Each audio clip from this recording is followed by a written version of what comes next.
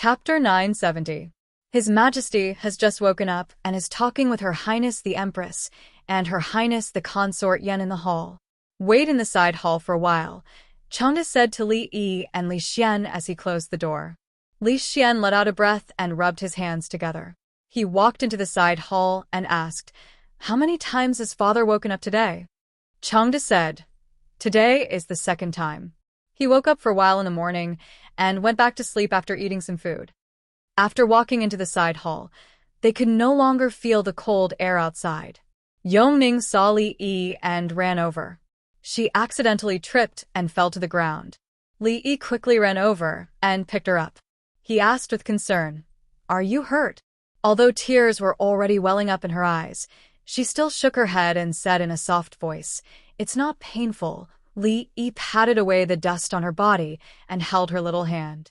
He said, "Be careful when you walk in the future, okay?" Yongning lowered her head and said obediently, "I know." Not only was Yongning in the side hall, but Emingzu and Shanning were also there. There were also a few young princes and princesses playing in the distance. "Teacher, what's wrong with father?" The proud Lolita slowly raised her head and looked at Li Yi. There was a trace of unconcealable panic in the depths of her clear eyes. Li Yi patted her head and said, "His Majesty is fine. He just wants to talk to you. Don't you have many things to say to your father?" Li looked at Emingzu. She was sitting there with a dazed expression, and her eyes were out of focus. A eunuch walked in and said softly, "Your Highness the Crown Prince, eldest princess, His Majesty summons you." Li Xian and Emingzu brought Yongning, Shanning, and the group of princes and princesses into the hall. Li Yi sat alone in the side hall, staring blankly at the dancing flames in the furnace. It was quiet in the side hall. Only the crackling sound of the firewood in the stove could be heard. Li Yi's heart was also peaceful. It was so peaceful that he couldn't even hear the only sound. He had already vaguely guessed some things. After an unknown amount of time, perhaps a quarter of an hour, or perhaps an hour, Li Xian's voice rang in his ears. Li looked up at him and realized that Emingzu, Yongning, and Shanning were already standing in front of him. Li Xian's eyes were a little red as he said in a low voice, "Father wants you to go." Li nodded, stood up, and walked out of the side hall. The cold wind blew against his face. He tightened his clothes. Changde had already opened another door and said, "Come in." When Li Yi walked into the hall, the first thing he smelled was a faint fragrance. The fragrance of white fungus and lotus seed soup. He slowly walked to the bed and bowed. "This official greets." "Cough, no need." A weak voice came from the bed. Emperor Jing leaned on the bed, looked at him, and asked, "Have you eaten?" "Not yet." Li Yi shook his head. It was not time to eat at this time. Emperor Jing tilted his head to look and gestured. "Then eat here." Changde helped Jin up. A bowl of white fungus and lotus seed soup that had been cooked too well, and a few simple side dishes. Although they were simple, it was very intimate. In the early years of Jing He in Ningguang Fu, there were also these few side dishes and a bowl of white fungus and lotus seed soup that had been cooked too well. Jun still remember that day when you said that you had a stubborn disease that prevented you from being an official. A eunuch at the side wanted to pick up the spoon for him. Emperor Jing waved his hand with difficulty and picked up the spoon himself. He said, "Why did Jin not punish you for deceiving the emperor at that time?" Li took a sip of the soup and shook his head. He smiled and said, "One who does not know is not guilty. Moreover, if your Majesty had deceived the emperor at that time, no one would have saved your Majesty that night.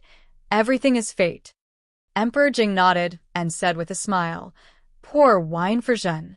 Li Yi poured himself a cup of grape wine and shook his head.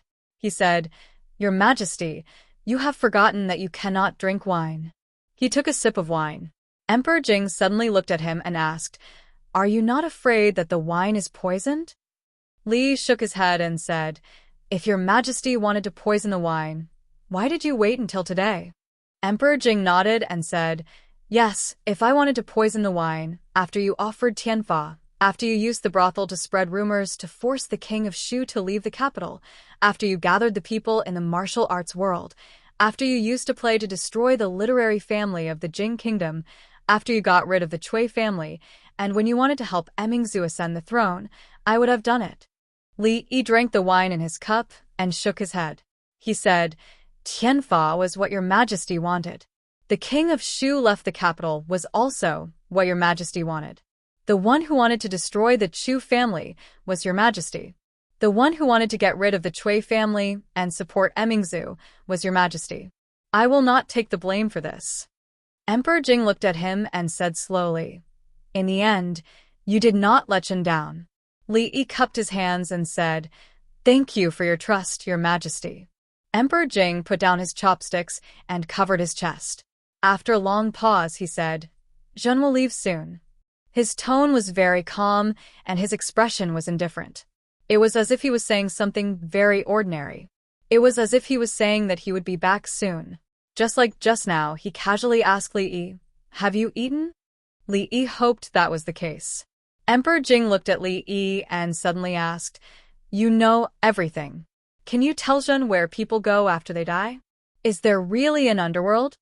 There was no fear on his face, only curiosity. I don't know whether there is an underworld or not. Li Yi shook his head and said, But sometimes, death is not the end, but the beginning. What do you mean? It is possible that when your majesty wakes up, you will find that you are no longer in the imperial palace, not in the Jing kingdom, but in the Qi kingdom, in the Wu kingdom, or in another world. At that time, your majesty will not be like this. Perhaps you are just a baby, a naughty child, or a young man. Li looked at Emperor Jing and said, It seems difficult to understand, but a few years ago, your majesty certainly did not think that anyone could fly to the sky, right? Emperor Jing looked at him and asked, You mean fly to the sky like those people in the Academy of Sciences? Li shook his head and said, They can only fly a little more than 10 feet, at most a few hundred feet. I said that people can fly thousands of feet, tens of thousands of feet, and even to the moon. At that time, from the capital to the Qi kingdom, it will not take several months, but only 1 to 4 hours. Mere mortals can also fly to the moon?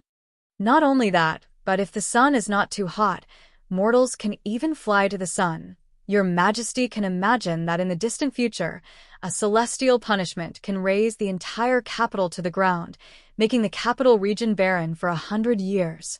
Your majesty may also not imagine that there is a heavenly eye that allows your majesty to see what is happening in any place in the Jing kingdom from the imperial palace. Your majesty certainly can't imagine that one day I can send a message to your majesty from the Qi kingdom. There is no courier station, no messenger, and the message arrives in an instant. If your majesty wants to destroy the capital of the Qi kingdom, you don't need to mobilize a large number of people. You only need to sit in the Yangju hall and move your finger. The eunuchs standing on both sides, including Changde, had their mouths wide open.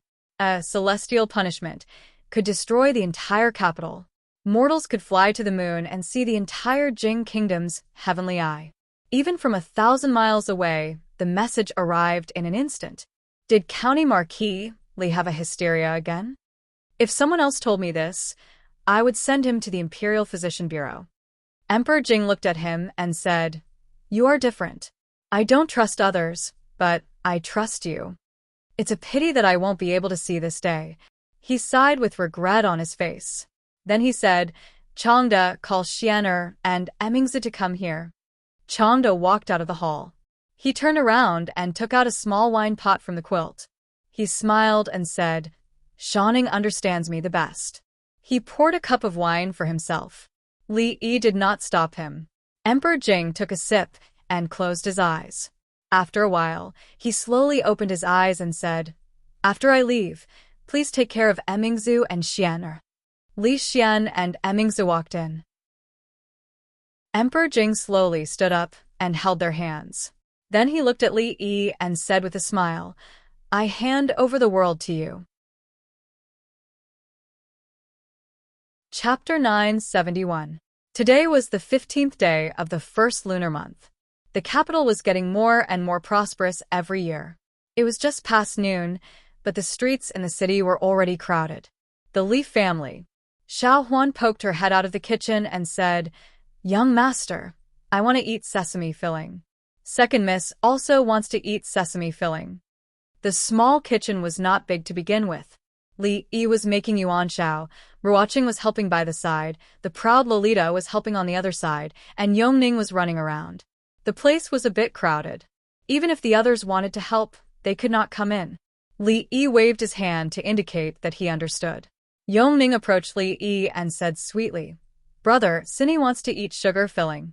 Li Yi's hands were full of glutinous rice flour. He tapped the tip of her nose and said, "You can only eat 2 sugar filling. If you have cavities, it will be very painful." Yongning thought about it and looked up at him. She held out 3 fingers and said, "How about 3? Looking at her pitiful look, Li Yi could only nod. "3 it is, no more. Okay." Yongning nodded her head forcefully. Worried that Li Yi would go back on his words, she hurriedly ran to Shanning's side and stared with wide eyes. The proud Lolita was holding a small sieve and shaking it.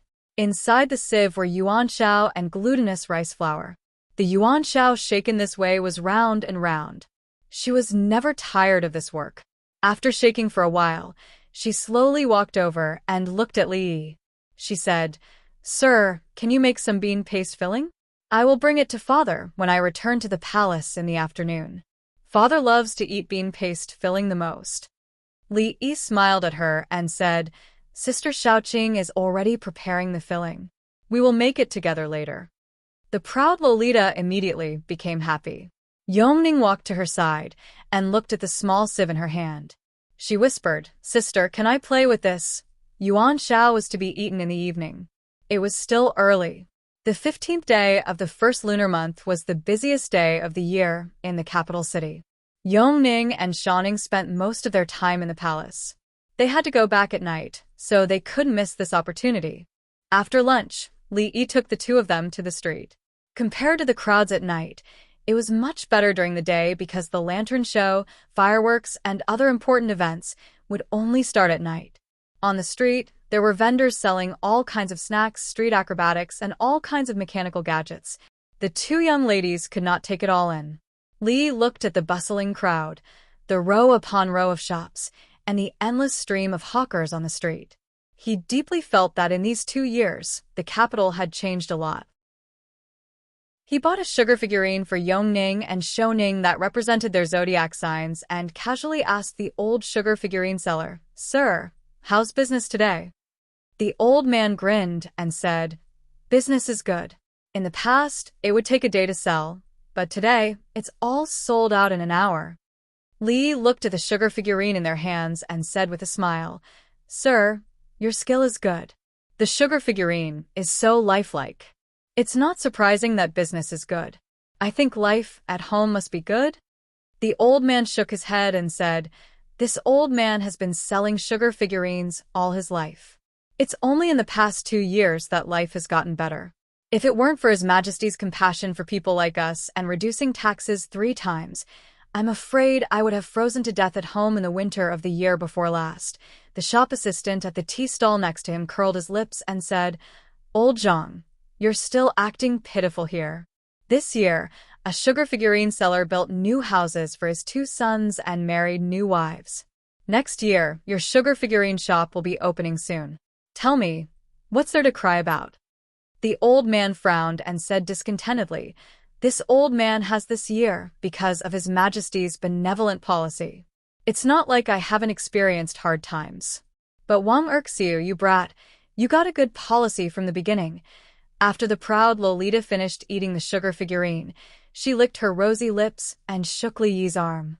She said, "Sir, I want more." Li looked at Yongning on the other side and found that she was also looking at him eagerly. He nodded and looked at the old man selling sugar figurines. He said, "Sir, 2 more please." The old man took out 2 more sugar figurines. When Li Yi paid, he waved his hand and looked at Yongning and Shanning. He said with a smile, "Little girl, you're so handsome. Today is a good day. I'll give these 2 sugar figurines to them." Li Yi handed the sugar figurines to them and said, "Hurry up and thank the old grandpa." "Thank you, old grandpa. Thank you, old grandpa." The two young girls said obediently. The wrinkles on the old man's face smoothed out like a blooming chrysanthemum. Li Yi held the hands of the two young girls and stood on the street. The shouts, peddlers, conversations, and quarrels entered his ears. Together with the images in his eyes, they weaved together to form the embryonic form of a prosperous era. It was a pity that the person who weaved it personally would not be able to see the birth of this prosperous era. It's a pity that His Majesty's health. Sigh, everyone is saying that His Majesty is probably, oh my God, why can't he open his eyes and see? The old man and the shop assistant were still chatting. The proud Lolita bit the sugar figurine in her mouth and lowered her head. She said softly, "Sir, let's go home." Li Yi nodded. He held their hands and walked in the direction they had come from.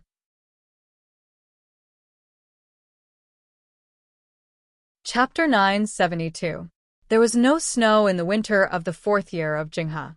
At the beginning of the 5th year of Jinghe, it was the Lantern Festival, and the snowflakes in the capital were as heavy as a mat. Li stood in the courtyard, and the bells seemed to be echoing in his ears. The snowflakes fell one after another, and in just a quarter of an hour, there was a snowman in the courtyard. Rui held an umbrella and stood quietly by his side. Drunken Mo and Ruoqing came over and looked at him with worry. Son-in-law. Tears fell from Xiao Huan's eyes, and she helped Li Yi sweep the snowflakes off his shoulders and head. Mississippi Lu strode over, carried him on her shoulder, and walked briskly back to the room. She reached out to seal his acupoints, roughly took off his coat, and threw him on the bed, covering him with a thick quilt. She turned and closed the door in one go. The emperor had fallen, and the country was in mourning. The officials and nobles in the capital, regardless of their official position, were required to fast for 3 days. Within 27 days, the soldiers and civilians in the capital were required to take off their ornaments and wear plain clothes. Marriage was not allowed within a month, slaughter was not allowed within 49 days, and pleasure was not allowed within 100 days. From the day of mourning in the capital, all temples and monasteries rang 30,000 times. In the 5th year of Jinghe, there was only the 15th of the first month and no lantern festival. The whole country mourned. The next time Li Yi saw Li Xian alone, it was already 7 days later. His clothes were still gorgeous, but his appearance was very haggard. His lips were chapped, and his beard was unshaven. Of course, Li Yi himself was not much better than him. In these 7 days, except for the ceremony that he needed to attend, he spent most of his time in bed. After sleeping for a long time, he had a headache, and it had not subsided until now. Emingzu was much better than the two of them, but her eyes were dull, and she looked a little haggard. The late emperor had passed away, and Li Xian was in charge of the funeral. She still needed to stabilize the affairs of the court. 2 days ago, concubine Cui hanged herself in Yeding. Li Xian sat cross-legged on the ground, and his voice was hoarse. Before she died, she shouted that she did not do anything wrong to your majesty, and that she would go down to accompany you.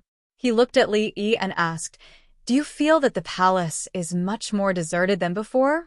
"This palace has always been deserted." Li shook his head and murmured. Li Xian sighed. I really don't like this place." Li looked at him and asked, "When will you be enthroned?" The country could not go a day without a ruler. The Jing kingdom was surrounded by enemies. The news of His Majesty's death would soon spread throughout the world. At that time, it was unknown what Qi and Zhao would do. Within a month, a new ruler had to ascend the throne to stabilize the situation. "Let's wait for another month." Li Xian waved his hand. "I want to spend more time with my father. I haven't spent much time with him before." He turned to look at Emingzu and said, "I'll have to trouble Emingzu with the affairs of the court." As Li Yi walked out of the hall, a figure was about to enter. "Teacher." Li Han looked up at him and said in a low voice. Li Yi didn't know if it was an illusion, but he felt that Li Han was thinner than the last time he saw him. Li Yi patted him on the shoulder and raised his head to look around. Under the gray sky, the entire palace was filled with eunuchs and palace maids dressed in silk mourning dresses and hurrying about with their heads lowered. It was indeed much more deserted than before. He didn't leave the palace directly, but walked in another direction. This was the imperial harem, and without the emperor's decree, foreign officials were not allowed to enter. But there was an exception. In front of a palace maid bowed respectfully and said, "Marquis Li, please wait a moment. I'll go inform her ladyship." Li nodded and stood in front of the palace gate. Not long after, the palace maid came out and said, "Marquis Li, please come in." Li walked into this slightly smaller palace and bowed slightly to a woman in palace robes sitting on a couch. "Greetings, her ladyship Yan." "Lord Li, no need to be so polite." There was a trace of tiredness between concubine Yan's brows. She held her forehead and pointed in a direction, saying, "They're both in their rooms. It's good for you to go see." Li Yi passed through a side door, and palace maids and eunuchs kept bowing to him. In front of a room, a palace maid said in a low voice, "Their highnesses haven't been sleeping well these past few days. They've just fallen asleep." "It's fine." Li Yi gently pushed open the door and slowly closed it. On a large bed in the room, two figures, one big and one small, were hugging each other. Even in their dreams, their brows were tightly furrowed. Li Yi walked to the side of the bed. His footsteps were very light and silent. The proud Lolita suddenly woke up from her dream. After seeing him, she was startled, and her eyes immediately filled with tears. She was wearing Hello Kitty pajamas and threw herself into Li Yi's arms. Tears flowed out of her eyes as she choked. "Sir, Father Emperor is gone. I'm so scared." Her voice woke Yongning up. Yongning, who was wearing sheep pajamas, crawled out of the bed. Her eyes were slightly panicked, and she grabbed Shanning with one hand and Li Yi with the other, not letting go. Li Yi sat on the side of the bed and held them in his arms. He whispered, "With Sir here, don't be afraid." He looked at the dark room and the tear-stained face in his arms. He helped her wipe away her tears and said, "Hurry up and put on your clothes. Sir will take you out of the palace." "Really?" The proud Lolita raised her head to look at him, and there were still traces of tears on her face. "Really?" Li Yi nodded. The proud Lolita left Li Yi's arms, lowered her head, and whispered, Then, sir, please turn around. I'm going to change." Not long after, Li walked out holding the hands of the two girls. Concubine Yan stood up and slowly said, "Take them out of the palace. This is not a place for them to stay." Li nodded, looked at her, and said, "Thank you, Concubine Yan." Concubine Yan waved her hand and walked into the depths of the palace. Taking Shanning and Yongning out of the palace only required Concubine Yan's permission and a word from Li Xian. Concubine Yan did not have any objections. Li Yi asked a eunuch to bring a message to Li Xian, and then he took them out of the palace. When he walked out of the palace, he looked back. Thick, dark clouds gathered above the palaces, and the pressure made it hard for people to breathe. Concubine Yan was right. This deep palace was indeed not a place for them to stay. Birth, old age, sickness, and death. This was a law that no one could escape. Heaven was unfair. Some people were born to be beggars, and some were born to be emperors. Heaven was also fair. No matter beggars or emperors, they could not escape death in the end. Heaven was impartial. The former emperor was loved and remembered by the people for his benevolent policies. During his reign, he carried out several reforms, improved the people's livelihood, supported the poor, adjusted the tax laws, and reorganized military discipline. He personally created a golden age that had never been seen since the founding of the Jing kingdom. Now that the former emperor had passed away, the golden age had ended, and the whole country was grieving. In a month, the new emperor would be enthroned, and that would be the beginning of a golden age. A new golden age. Foreign Affairs, Chapter of Emperor Jing. On the 15th day of the first lunar month in the 5th year of Jinghe, it snowed continuously in 13 states of the capital region, and the emperor passed away in the Hall of Healing. At the entrance of the emergency room of Shijing City Central Hospital, China, a little girl of about 5 or 6 years old had tears in her eyes.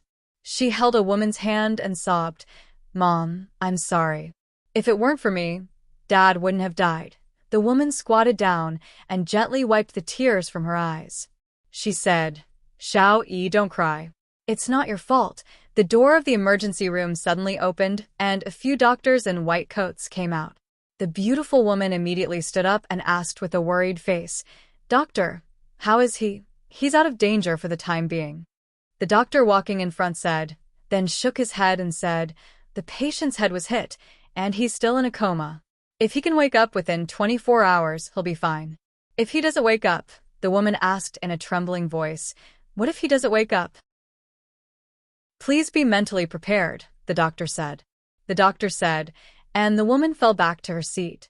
"Dad, wake up quickly. Xiao-Yi doesn't want to eat cotton candy." Xiao-Yi wants Dad to wake up.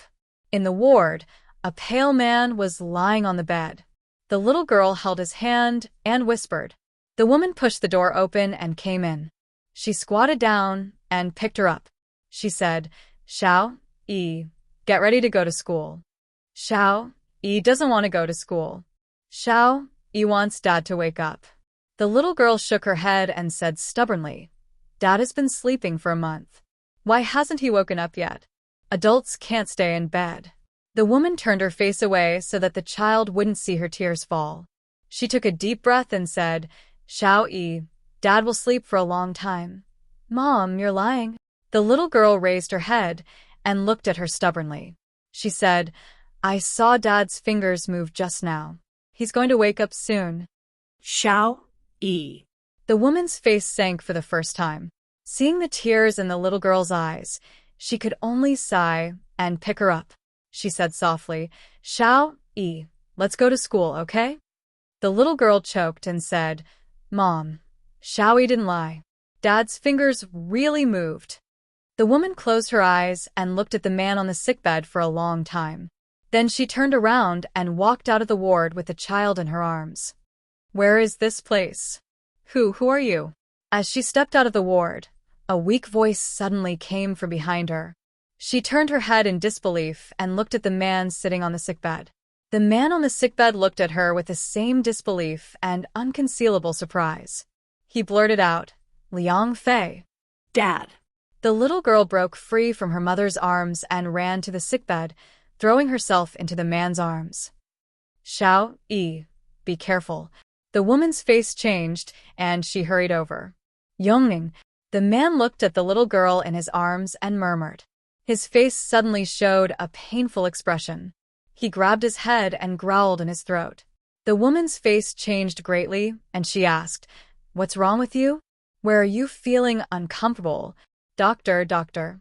After a while, the man put his hand down from his head. He looked at the woman and shook his head. He said, I'm fine." "How can you be fine?" The woman's face became more anxious. She said, "Check again." "I'm really fine." The man got off the sickbed and held the little girl in his arms. He took a deep breath and said with a smile, "I haven't felt this good in a long time. So that brat didn't lie to me." He murmured in a low voice and looked at a small box in the ward. There was a figure moving inside. "Is this television? Are you really fine?" The woman looked at him suspiciously. The man looked at her and said with a smile, "I'm really fine." "If you're fine." The woman narrowed her eyes and looked at him. She asked, "Li Hong, tell me, which little vixen is Liang Fei?" Unbelievable. This kind of thing can actually happen. Miracle. It's really a miracle. In the hospital, a group of old men held examination reports in their hands and surrounded a middle-aged man, clicking their tongues in wonder. Facing the director of the central hospital and more than 10 leading doctors in the medical world, the man's expression was calm. He asked with a smile, "Can we go now?"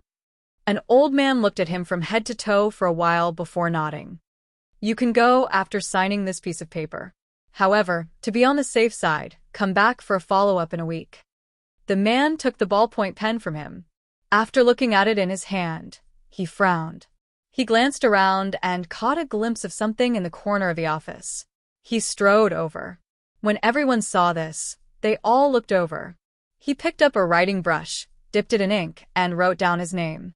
"Good writing." At that moment, an old man's eyes suddenly lit up. He looked at him and asked, May I know which leading master in the calligraphy world is this gentleman's teacher? Li. After smiling, the man picked up the little girl with one hand and the woman with the other, and strode away. Li. The old man stroked his beard and said doubtfully, I've never heard of him. Walking out of the hospital, the man looked at the towering buildings and the iron shells shuttling on the streets. His face showed shock. When did you learn to write with a brush? The woman turned her head and looked at him in surprise. She asked, Why didn't I know? The man smiled and said, A long time ago, when the woman was about to speak, the mobile phone in her pocket suddenly rang. The man looked at the mobile phone in her hand in a daze and murmured, Voice from 1,000 miles away? The woman smiled and answered the phone. She said, Mom, yes, he's already awake. We've checked him, and there's no problem. We'll be back soon. After hanging up the phone, she found that the man had been looking at her. She blushed slightly and said angrily, Why are you looking at me? The man smiled and said, Because you're good-looking.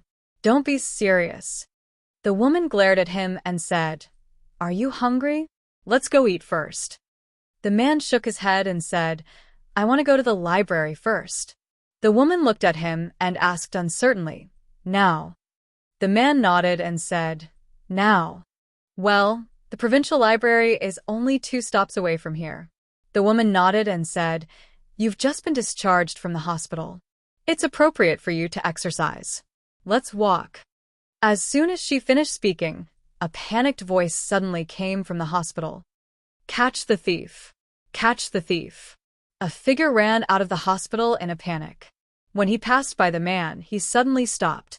It was not because he felt guilty and wanted to repent, but because a hand like an iron clamp grabbed his wrist. You're courting death. He was shocked and angry. He pulled out a dagger from his waist and stabbed the man's waist. No, the woman only had time to let out a scream. The dagger in the thief's hand fell into the man's hand. The man held the little girl in one hand and threw the dagger aside. He looked at the thief and said coldly, How dare you? The thief looked at him and felt an oppressive momentum. Suddenly, a burst of fear came from the bottom of his heart.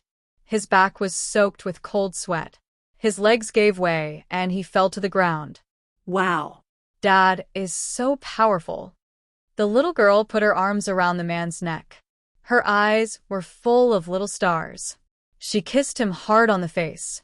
The woman next to him also looked at him in disbelief. Her beautiful eyes were full of splendor. The hospital security guards rushed out and restrained the thief. A young woman ran out and bowed to the man. My ID card and bank card are in the bag. Thank you so much.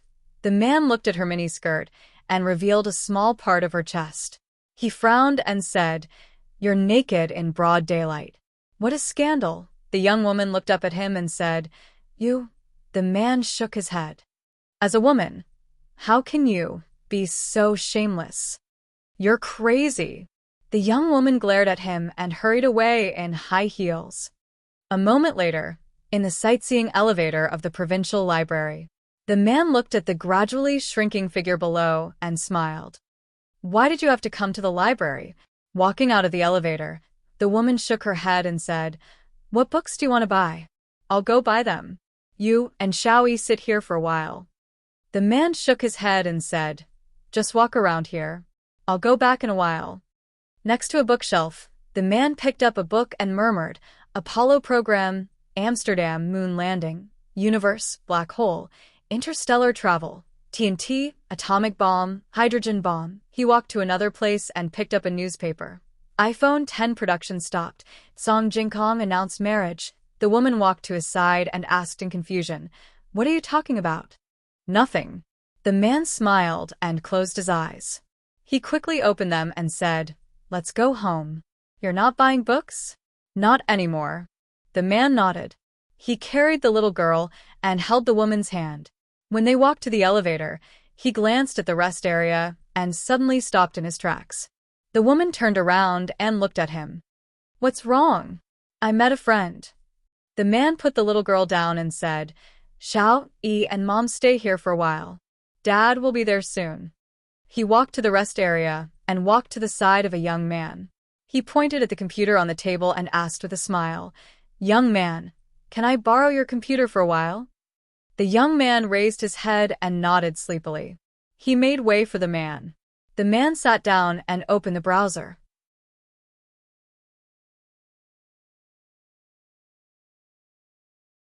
Chapter 973. It was already the 3rd month of the 5th year of Jing-he. In the 3rd month of spring, the grass was long, and the orioles were flying. It was the season of recovery. The green willows in the hibiscus garden had already sprouted new buds, and the apricot forest was filled with a delicate fragrance. The blue water rippled in the breeze, and a girl's voice was crisp and sweet. "Sir, come and see. I caught a big fish." Li walked over and helped Shanning take the fish off the hook. At the age of 14, the girl's face had lost most of its immaturity. When she raised her head and smiled, it seemed that the spring scenery in the garden was a lot brighter. A guard took the fat fish, skillfully cut open its belly, removed the scales, and handed it to Prince Jean Li Han, who was next to the grill. Li Han, who was close to 13 years old and could roast fish well, was already the official dean of the academy. His originally chubby face had started to become more angular. At this time, it had been more than half a month since Li Xian ascended the throne at the beginning of March. The former emperor, Renzong, died at the beginning of the year. Jing-he's reign ended in the 5th year, but to establish a new era, it would have to wait until next year. Just like the late spring, in the 3rd month of spring, the capital and even the entire Jing kingdom began to exude vitality. The court was running steadily, the people lived and worked in peace and contentment, the public security was good, and the economy was booming. Of course, these had nothing to do with the unreliable emperor. Li Xian was using a microscope to observe the microorganisms in the lake. Things made with glass were no longer much of a challenge for the Academy of Sciences. They had already made presbyopic glasses, which could be said to be a blessing for some old ministers in the court. It was said that after an old imperial censor's presbyopia was cured, he didn't say a word about Li Xian wanting to increase research funds for the Academy of Sciences. Li Xian, the bastard emperor, was so lazy that when he presided over the funeral of the late emperor, he entrusted all the affairs of the court to his assistant, Mingzhu. After he ascended to the throne, he seemed to have completely forgotten about this matter. At first, he did not forget to attend the court every day, but he only persisted for 10 days before handing over all the affairs of the court to Mingzhu with the excuse that he was busy with his research. The officials had nothing to say. After going through so many things, they understood that the Jing kingdom could not live without a princess, nor could it live without His Majesty. Such an arrangement seemed absurd, but it was the most suitable one. Li Yi held Yongning's hand and walked towards the lawn with Shanning by his side. 2 small figures walked and crawled on the lawn. Occasionally, they would lose their balance and fall. Rui and Crown Princess. Now, they should be called the Empress. Rui and the Empress had told the maids and guards around them to let them play by themselves. After falling and beating, the bodies of the children, who were almost 1.5 years old, would become stronger. From the 4th year to the 5th year of Jing-he, among the officials and nobles in the capital, the Wang family was undoubtedly the biggest winner. In the beginning, many people thought that the Wang family was destroying the foundation of the family by marrying the crown prince instead of the king of Shu, who was favored by the officials. Now, those people had to rely on the Wang family to survive.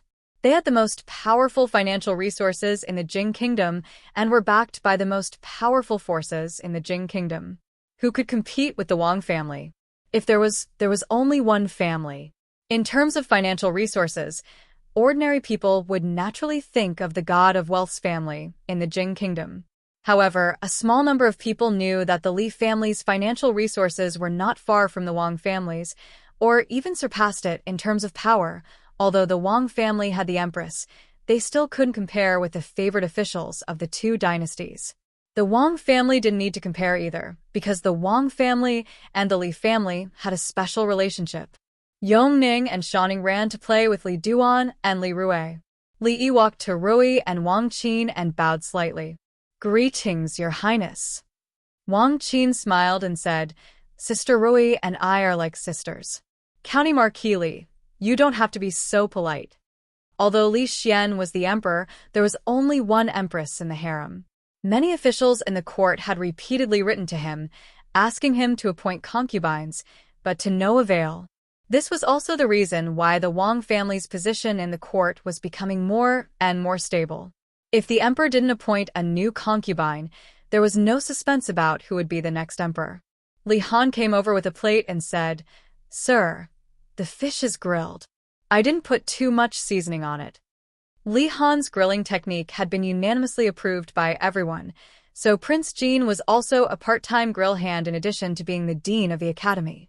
Rui liked to eat lightly flavored food, so Li Yi asked him to put less seasoning. The empress' taste should be similar.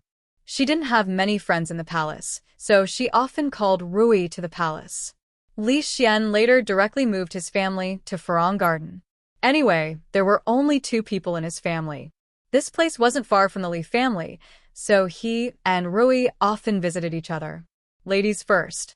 There were many fish bones in the lake. Li Yi used chopsticks to pick out the bones, then handed the plate to Rui and walked towards Li Xian by the lake. Wang Qin sighed softly and said, When father was alive, his favorite people were my husband, Emingzu, and County Marquis Li. Father's death was a great blow to them. Rui smiled and said, My husband often said that death is not the end. Maybe the former emperor just went to another world. The former emperor was the emperor, a dragon among men. Even in another world, he could live very well. I believe that His Majesty and Her Royal Highness also think so. You have an undeserved reputation as the Dean of the Academy of Mathematics. All the matters of the Academy are done by Xiaohan. It's just a title, and there's no need to trouble you. Why do you want to resign? Li Xian withdrew his gaze from the microscope and looked at him. Opportunities should always be left to young people. Li Yi waved his hand and said, Xiaohan has been coveting that position for a long time. As a teacher, I naturally have to fulfill his wish. Li Xian did not continue this topic. He thought of something and suddenly said, I almost forgot that you are only a county marquis now. How about I make you a county magistrate? Forget it. How about a duke? Since the founding of the country, no duke had been conferred, not even a county magistrate. His title of county marquis had been an exception for decades. Li looked at Li Xian and asked, Why don't you make me a prince? You want to be a prince? Li Xian thought for a while and said, If you want to be a prince, I'll write an edict when I go back. If Li Xian really issued this edict, there might be a courtier who would kill himself tomorrow. For the sake of his own reputation, Li Yi waved his hand and said, Forget it. A county marquis is good. His Majesty is gone, and there's no point in being a duke or a prince. He looked at Li Xian and said, You can't throw all the matters of court politics to Mingzhu. You are the emperor, and you are also a man. Can't you act like a man and shoulder the responsibilities you should bear? Li Xian looked at him and asked, What's wrong? Do you feel sorry for her? If you feel sorry for her, you can help her yourself. Li Xian glanced at him and said, You and Emingzu can solve any problem if you work together. Li took a deep breath and asked, Are you the emperor or am I the emperor? Li Xian asked back, Do you like Emingzu or do I like Emingzu? Li Yi was defeated again. However, you are right about one thing. Li Xian thought for a while and suddenly said, Since you are a man, you should bear the responsibility that a man should have. Li Yi nodded. This guy was somewhat responsible. Li Xian looked in a certain direction and murmured, Little Han is already 13 years old. In another 2 years, he will be a man, right? Somewhere by the lake, Li Han, who was roasting fish, suddenly had goosebumps and his body couldn't help but tremble.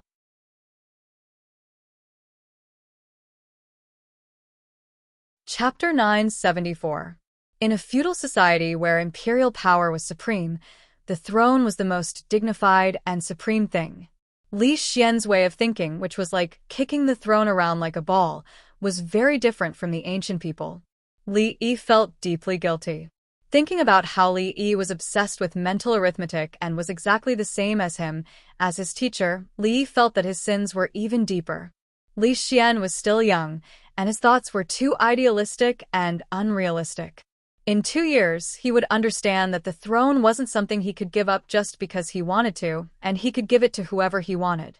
Li Han could be a good head of the arithmetic academy, and he could be a cook, but it was unlikely that he could be a good emperor. At least, this was what Li Yi thought when he ate the fish he roasted. After handing over the fish with the bones removed to Yongning and Shaning, Li Han walked over and looked at Li Xian in the distance. He asked hesitantly, "Teacher, what were you talking about with my brother?" Li Yi picked up a piece of fish and asked, "What's wrong?" Li Han shook his head and said, "Nothing. It's just that I have a bad feeling." Children nowadays had a strong desire to live. Li looked at him and shook his head, saying, "We didn't talk about much. Don't think too much. Go roast another fish." Furong Garden had a quiet environment and pleasant scenery. Other than Xiujiang Gardens, it was one of the 2 most beautiful imperial gardens in the capital. The Li family wasn't far from these 2 places. When he and Rui went home, they didn't even need to take a carriage. Li Yi carried the already asleep Li Duan. Rui tilted her head and looked at him, asking, "Husband, do you feel that Dwayner really likes Xiao Rui?" Such a young child actually didn't know whether he liked or not. It was just that the 2 children had played together for a long time and were used to it. If it was a kitten or a puppy, he would still like it. Li looked at her and asked, "Did Her Majesty and Nyangzi say something?" Rui smiled and nodded. She said that Dwayner and Xiao Rui were born on the same day. It's fate from their previous lives. If they can grow up together like this, they can be considered childhood sweethearts. Why don't we settle the marriage now? Because of his own experience, Li Yi abhorred things like arranged marriages or child betrothal. He shook his head and said, "Their affairs will depend on themselves in the future. We'd better not interfere too much." Rui obviously liked Xiao Rui very much. She thought for a moment and said, "But Xiao Rui is a princess. When the time comes, many people will want to marry into the royal family. If the Dwayner likes her and she is betrothed to someone else, then let's snatch." Li Yi said without hesitation, "My wife is the best at snatching people." Rui took Li Duan from his arms and said lightly, "I have something to discuss with Sister Zmo husband. Sleep in the study tonight." Li shook his head and said, "Don't.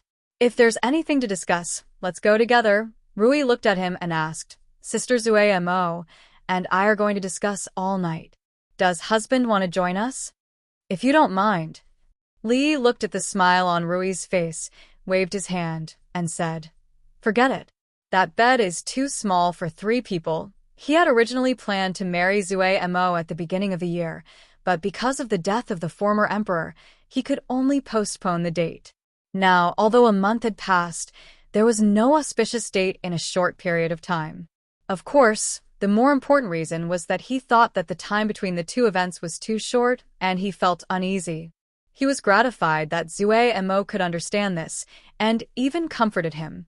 How lucky he was in this life to be able to meet these women. Thinking about it, this might also be God's compensation for his previous life.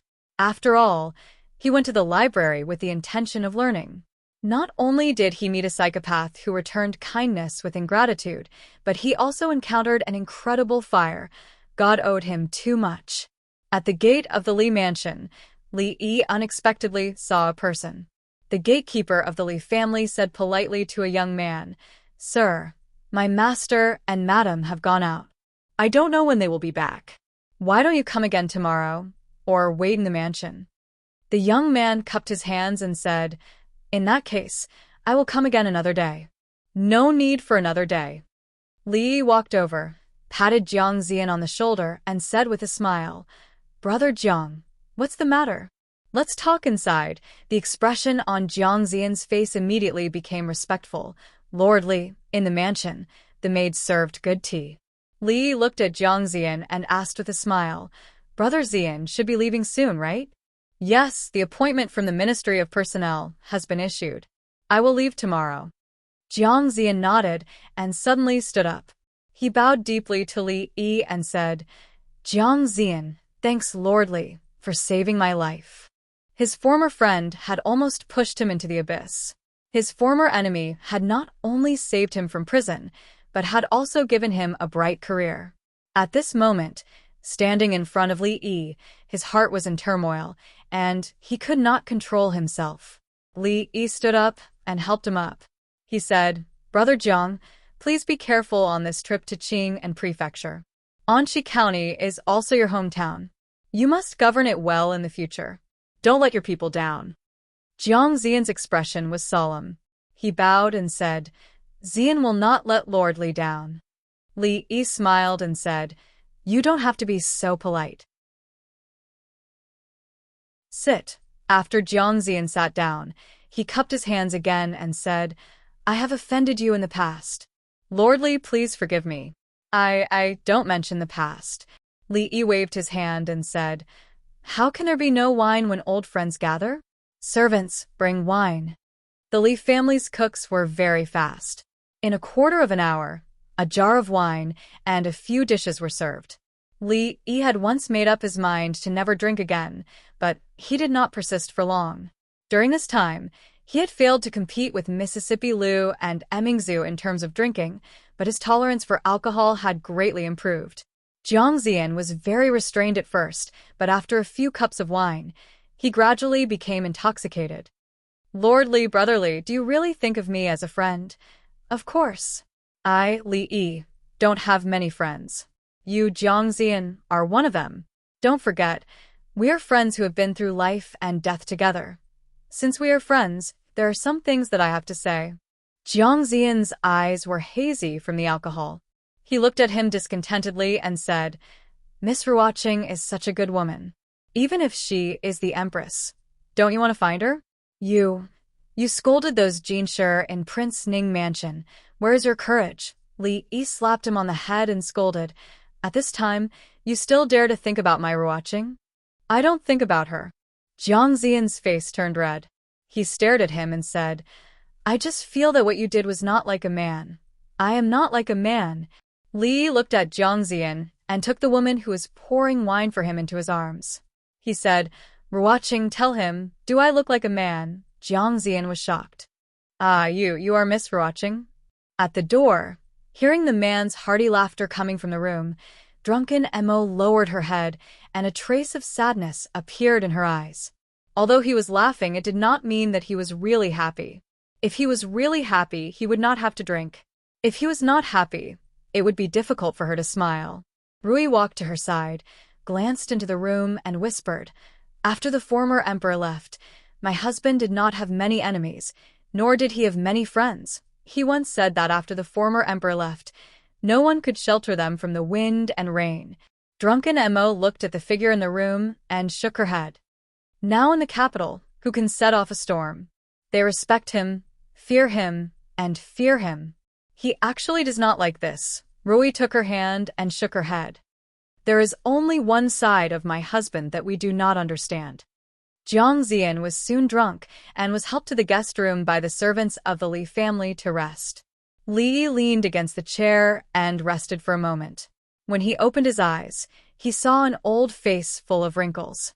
Since the death of the emperor, he had not seen this old face for a long time.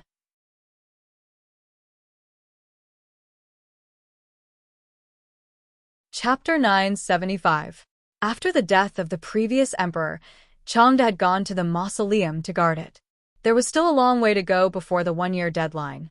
Seeing him here, other than pleasant surprise, Li Yi was also surprised. Chang, why have you come out? He asked in surprise. He then waved his hand and poured a cup of wine for him. Don't say anything else. It's not easy to see each other. Let's drink. Changde's old face remained expressionless. He didn't touch the wine cup. Lightly, he said, The emperor can't see the world anymore, so I came out to see for the emperor. I say, can you not always put on that dead face? Li Yi handed the wine cup to his hand and said with some dissatisfaction, If you have nothing to do, smile more. Smiling can extend your life by 5 seconds. You're already so old. Shouldn't you be more careful? Changda opened his mouth and asked, "Should I smile like this?" Li looked at his smile and paused. He then shook his head and said, "Never mind. It's best if you don't smile." Changda picked up the wine jar and took a big gulp before saying, "It's all thanks to you that the Emperor was able to last these years. If it weren't for you, the Emperor would not have been able to let go of the world before he died." Li Yi waved his hand. "There's no need to say such things." Changda put down the wine jar and looked at him. "What plans do you have for the future?" "What plans?" Li thought for a bit and then shook his head. "I don't know. What about you? In a year, will you still return to the court?" Very few people knew that Changda was not only the head of the internal surveillance but also the true leader of the Secret Intelligence Bureau. He had single-handedly established the Secret Intelligence Bureau. He was a knife in the hands of the previous two emperors, a sharp blade hanging over the heads of the officials and nobles in Jingdo. "Didn't you say that opportunities are for the young?" Changda looked at him and shook his head. "Even you are not a young man, so why should this old man occupy this position and not leave? The previous emperor entrusted His Majesty to me, and now that His Majesty is left, this old man's mission is complete." Li lowered his head and drank without saying a word. The departure of the former emperor not only represented the replacement of the old and the new dynasties, but it was also a turning point for him, for Changda, for Li Xian, for Emingzu, and for some others. Once one's position changed, one's former friends and enemies would no longer be the same. Changda raised his head and took another gulp. Suddenly, he said, "Before His Majesty left, he asked me to pass a few words to you." "What did His Majesty say?" Li Yi looked up at him. Changda narrowed his eyes and said, "His Majesty wants me to tell you that if you betray Emingzu, he won't let you off even if he's in the underworld or in another world." Li Yi's expression didn't change as he asked, "What else?" "When you leave, take Yongning with you. She can't live without you." Li Yi nodded. These were two souls that were connected to each other. Not only could Yongning not live without him, he could not live without Yongning either. He looked at Changda and continued to ask, "Anything else?" "Don't hurt Shanning. She's still a child who doesn't understand anything." Changda put down his wine cup and said, "When she truly understands these things, let her make her own decision." Li looked at him and asked, "Understand what?" Changda shook his head and said, "I'm just passing on His Majesty's words to you." Li thought about it and nodded. Okay. After the death of the former emperor, Chief Eunuch Changda guarded the imperial mausoleum for a year. During this year, he didn't leave the mausoleum at all. As someone who had followed the former emperor his entire life, no one understood the former emperor better than him, and no one knew what he wanted to do better than him. When he saw Changda out of the Li residence, he ran into the slovenly old man. After getting to know the slovenly old man, Li Yi understood that reaching the peak in any field was not by chance, but by necessity. Before getting to know the slovenly old man, the most diligent person he had seen was Yang Liuqing, followed by Mississippi Liu. After getting to know the slovenly old man, Li Yi finally understood how he had reached the Grandmaster realm. He was already so old, but he was still working so hard. If he didn't become a Grandmaster, there would be no justice in this world. However, being a master was lonely. As a Grandmaster, only Grandmasters could be his opponent. Roy was a Grandmaster, but she wouldn't spar with the slovenly old man. Taoist Nun was also a Grandmaster, but she was thousands of miles away. There were also Grandmasters nearby. Li Yi still didn't know what realm second great-uncle was at, but he was definitely strong enough to be a match for the slovenly old man. Unfortunately, he wasn't so lonely in front of second great-uncle. Of course, the closest Grandmaster was Old Man Chong in front of him. The two were about the same age, and their realms were similar. They were indeed excellent opponents. The slovenly old man walked past them, paused, and quickly walked back, looking at Changda. At this moment, Li Yi actually saw some kind of inexplicable light in his eyes. "A fight?" The slovenly old man looked at Changda and suddenly said. Old Man Chong maintained his usual aloof manner, glanced at him indifferently, and walked out of the door. The slovenly old man smiled disdainfully. You don't dare? This kind of clumsy provocation naturally had no effect on Old Man Chang, who was familiar with all kinds of tricks in the palace. Chang's footsteps were very steady, and he was about to step out of the door. The slovenly old man said angrily, "You sly old man, has the courage of a grandmaster been eaten by a dog?" Changde paused, but the next moment, he still walked out of the door without hesitation. The slovenly old man thought for a moment and said calmly, "You don't have a dick." Li Yi suddenly felt a chill run down his spine. Then, he heard a familiar, cold voice. "Since you want to die, I'll fulfill your wish." He ran inside, shouting as he ran, "Rui, Rui, come out and watch the show." Mississippi Lu was in the room, writing at the desk. She was probably dealing with Lu Meng's matter. The current her was becoming more and more like a qualified chief of Wulin. "What's the matter?" She looked up at Li Yi, who had suddenly barged in, and asked. "There's no time to explain. Let's go out first." Li grabbed her arm and ran outside. A battle between grandmasters was not something that could be seen every day, especially when grandmasters fought with their lives on the line. Mississippi Lu was only one step away from this realm. After watching it, she might have some feelings. There was no need for Li Yi to explain it all. Mississippi Lu was pulled out of the door by him. When she saw the two vague figures outside, she had already stopped and could not look away. Li Yi only saw two shadows, and could not help but ask curiously, "How is it? Who has the upper hand now?" "Don't talk." Mississippi Lu reached out to cover his mouth. Li Yi moved her hand away and smelled a familiar fragrance. He spat a few times and then looked at the field again. Old Man Chang might really be fighting with his life this time. He fought from the ground to the top of the wall, from the top of the wall to the sky, and finally from the sky to the ground. Li Yi could not see their moves clearly. After about a quarter of an hour, there was a loud bang. The two figures separated and stood on one side of the wall. It felt like the battle between Shimin Chueshue and Yi Guqing. Awesome.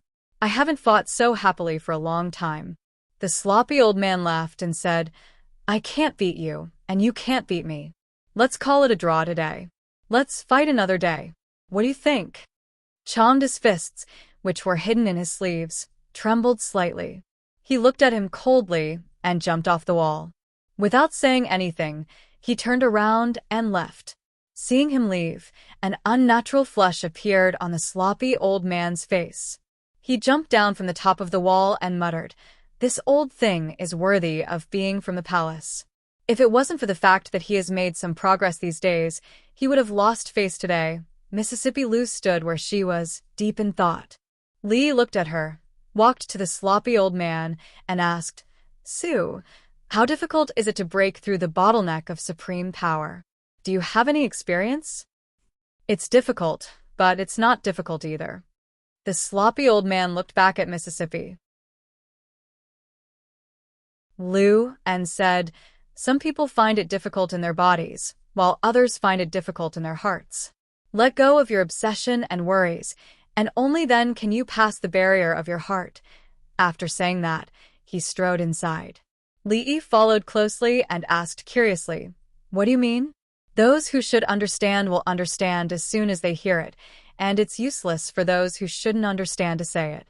The sloppy old man smiled and said, "Whether or not your clan's second miss and that little princess can take that step in this lifetime will depend on whether or not they can overcome the barrier of their hearts. What stubbornness, worry, or lack thereof. Instead of advising others to practice diligently, what idealism was this?" Li looked at the sloppy old man and suddenly asked, "So, Elder Su has also once let go of his stubbornness and worries?" The sloppy old man stopped, and a complicated expression appeared on his face, but he did not answer. Li thought for a moment and said, "I have one last question." Yes. The sloppy old man's figure disappeared, leaving only a long sigh.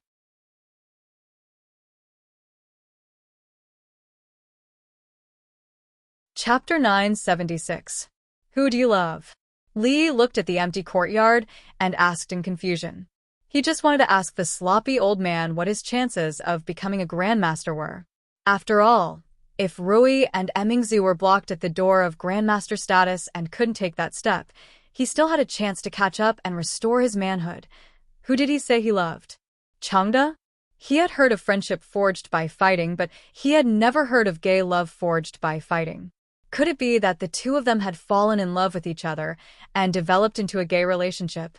Hearing a voice coming from behind, Li looked back and saw the old woman standing at the door looking at him. Come in with me for a moment. The old woman turned and walked into the room. Li didn't hesitate and followed. The old woman had always been very concerned about the Li family. This time, she had set the date and written all the invitations. All she had to do was wait to send them out, but it was a national funeral. She felt a bit regretful.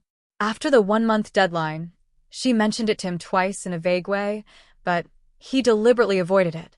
It seemed that he couldn't wait any longer.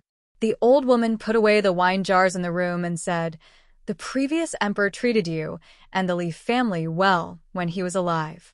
You should be grieving when the previous emperor passed away. But the dead are gone, and the living must live on well. You still have Rui, Zumo, and Dwainer. You shouldn't be overly sad." Li smiled and nodded. I know. In the beginning, his mood was indeed gloomy for a long time.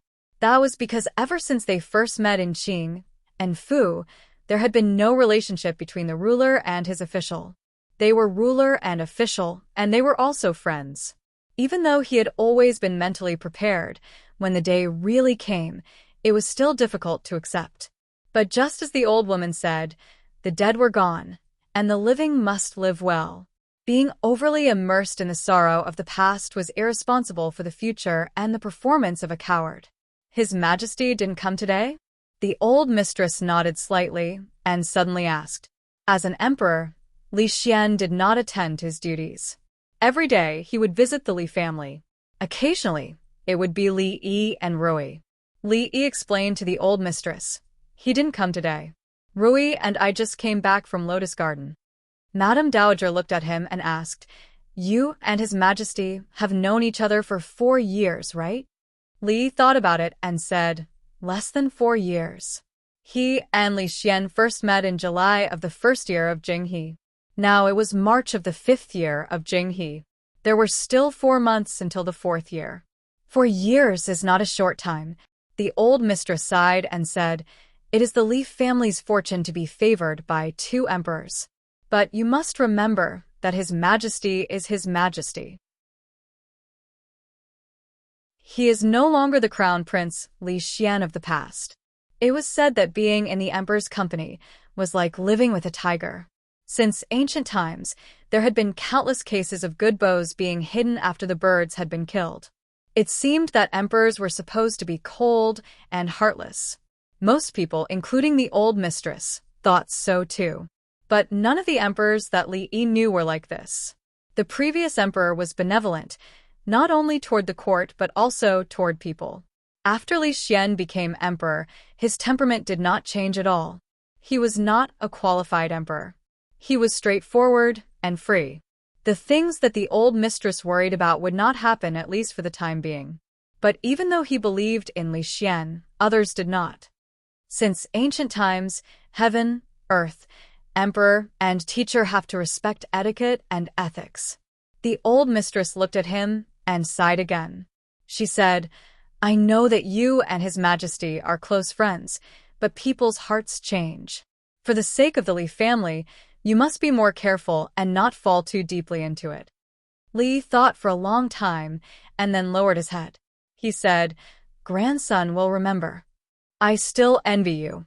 You only have the title of Golden Ziguang Doctor. Li Xian put his hands behind his head as he lay on the rocking chair.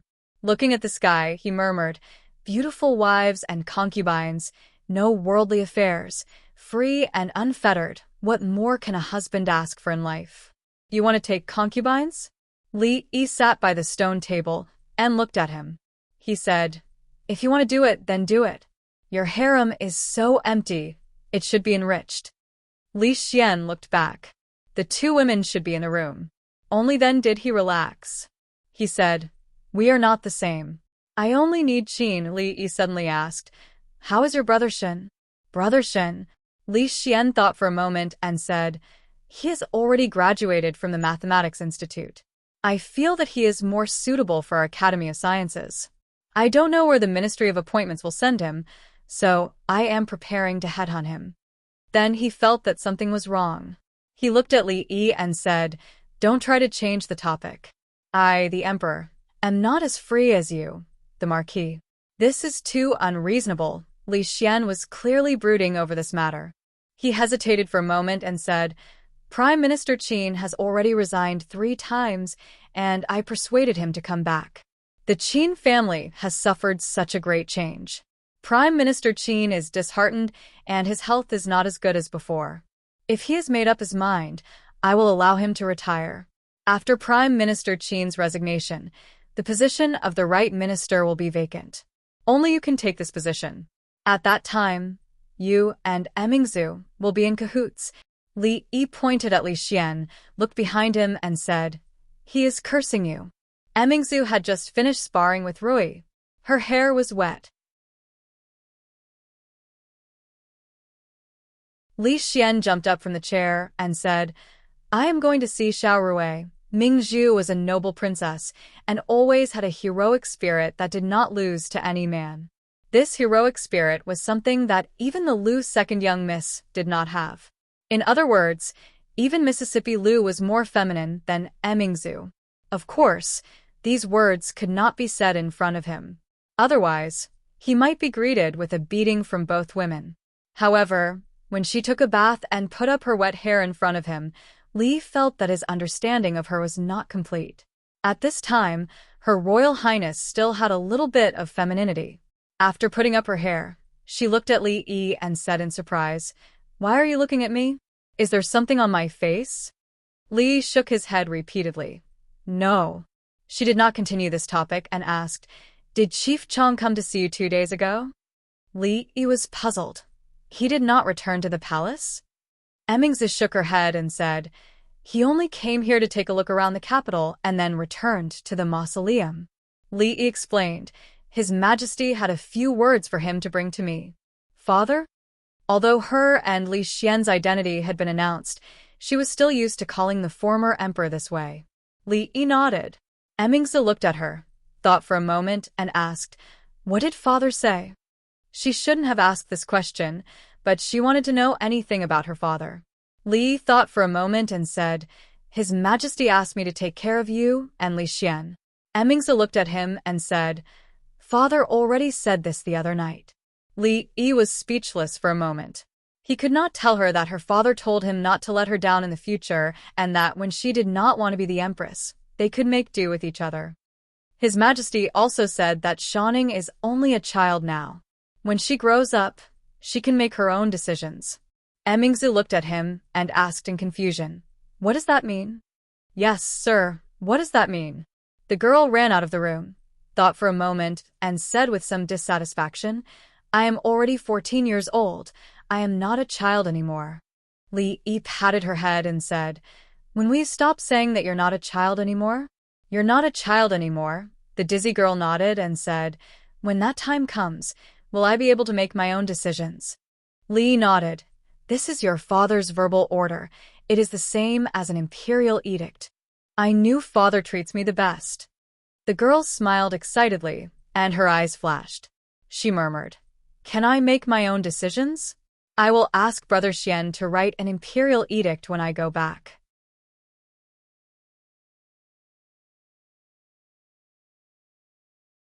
Chapter 977. What are you thinking about?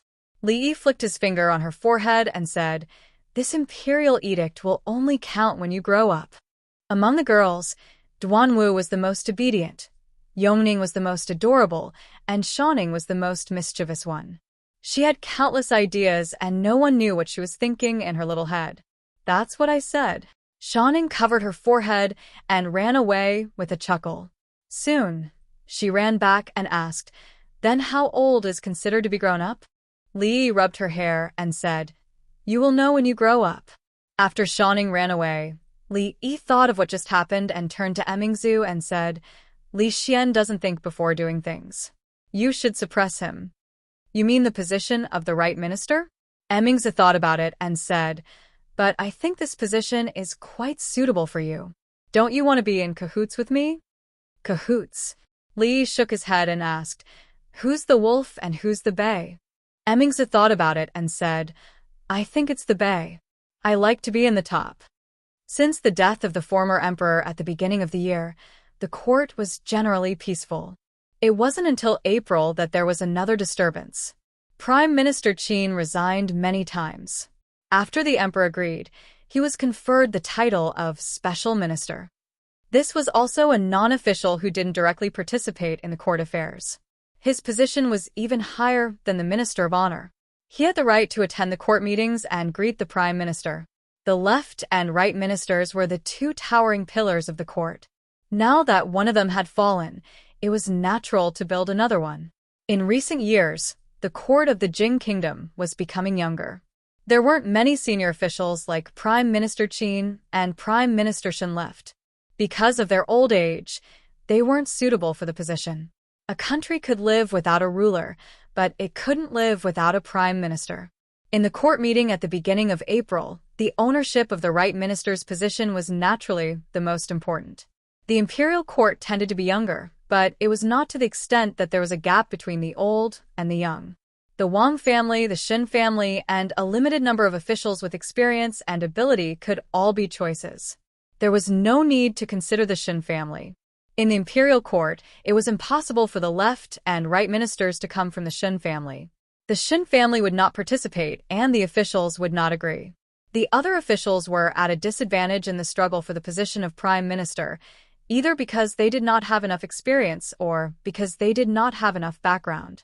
On the surface, the Wang family had the greatest hope. Because of the Empress, the officials were almost certain that the Wang family would rise to a higher level this time. However, His Majesty stood his ground against the opinions of the masses and wanted to bestow the position of Right Minister to County Marquis Li. This made all the officials' jaws drop. Although His Majesty favored County Marquis Li, he had to be fair to all the officials in the imperial court. It was a bit too much to be swayed by emotions and want to pile all the good things on County Marquis Li. What's more, the position of Prime Minister was not a cabbage. It was the cornerstone of the imperial court. It needed both ability and experience. No one doubted County Marquis Li's ability, but his experience, forget it, let's not talk about experience. In the past 2 years, a certain atmosphere had been formed in the imperial court. They only talked about ability, not experience. If you can do it, you can do it. If you can't, you can replace someone else. Don't mention who your father is or who your grandfather is. Of course, if the two people's ability was similar, it would depend on the father or the grandfather. As for County Marquis Li, no one doubted his ability. Because he was too capable and too young, they didn't care about the lack of experience. They didn't even care about whether there was such a precedent, but the problem was he was lazy. Although he held a high position, many of the officials could only see him once a year at the imperial court. He was the dean of the School of Mathematics, but he only treated the School of Mathematics as a fishing ground. He was capable, but he was lazy. If County Marquis Li really became the prime minister, what was the difference between the imperial court and having only one prime minister? At that time, Prime Minister Shen would have to deal with all the affairs in the imperial court alone, and it would not be long before he resigned and retired. Li Xian's idea naturally attracted the opposition of the officials. Of course, for them, County Marquis Li had no other shortcomings except laziness. Their opposition was still very vague. Even so, the atmosphere between the emperor and the officials was still a bit unpleasant. Li Yi found that he knew Li Xian better than himself. Could this guy's brain really not work a little bit? You can leave the position of the right prime minister to the Wang family or Dong Wenyun. Li looked at him solemnly and said, "Don't give me any more trouble. If you dare to make me prime minister, I will immediately leave the capital. I know you don't care, but I just don't like how they act." Li Xian snorted coldly and said, "Since I, the emperor, can't decide anything, why do they want me to be the emperor?" Li looked at him and asked back, "Do you think you can do whatever you want as the emperor?" Li Xian waved his hand and said, "The more they want it, the more I don't want to give it to them. The more you don't want it, I still have to give it to you, Li thought for a moment and said, since it has come to this. In fact, what I said just now is all a lie. As a scholar, who doesn't want to become a general and become a prime minister, I refused because I know that the more I don't want it, the more you want to give it to me. This is the simplest way to advance, by retreating. Do you understand? Li Xian looked at him and frowned. So, you also want to be the prime minister? Li Yi nodded solemnly and said, now that it has come to this, I won't hide it from you. I really want to be the prime minister. If you want to be the prime minister, you should have said so earlier. Li Xian slapped his thigh and said, if you had said so earlier, I would have agreed when Prime Minister Qin resigned for the first time. I was afraid that you wouldn't be happy. Now, I will issue the decree in the morning court tomorrow. One must abide by the rules. Those who don't play by the rules should be struck by lightning. Young master, old Lu is here. Just when Li Yi was wondering why he became so despicable after becoming the emperor, Fang came in with County Magistrate Lu. Lu Dao could be said to be the epitome of the saying, one never comes to a temple without a cause. Every time he came, there must be something big. And it was something bad. Therefore, Fang privately called him a jinx. Lu Dao greets your majesty. Lu Dao first bowed to Li Xian respectfully before turning around and bowing. Lord Li. Li looked at him and asked, Lord Lu, could it be that something big has happened this time? Lu Dao shook his head and said, it's nothing big. It's just that two young men were jealous of a girl in a brothel and tore down a brothel. Both of them were slightly injured and are now being detained by the county government. There was no need for Lu Da to make a trip here just to tell him about the fight between the two playboys. Li thought for a moment and asked, I'm guessing that one of the young men should be surnamed Li, right? Lu Dao nodded and said, one of them is Li Yingjie, the eldest son of Assistant Minister Li of the Ministry of Personnel. What about the other one? The other one is surnamed Wang. Li Yingjie was the son of his second uncle, Li Mingze, who was about the same age as him. Li Yi had seen him many times, but had never talked to him much. Madame Dowager often mentioned him, saying that he had changed his previous playboy character, which was very rare. Not to mention that his father was an assistant minister of the Ministry of Personnel who was on the rise in his career. There were not many people in the capital who would take the initiative to provoke him just because of his surname. Lu Dao's arrival had explained everything. Li Yi stood up and said, let's go and have a look.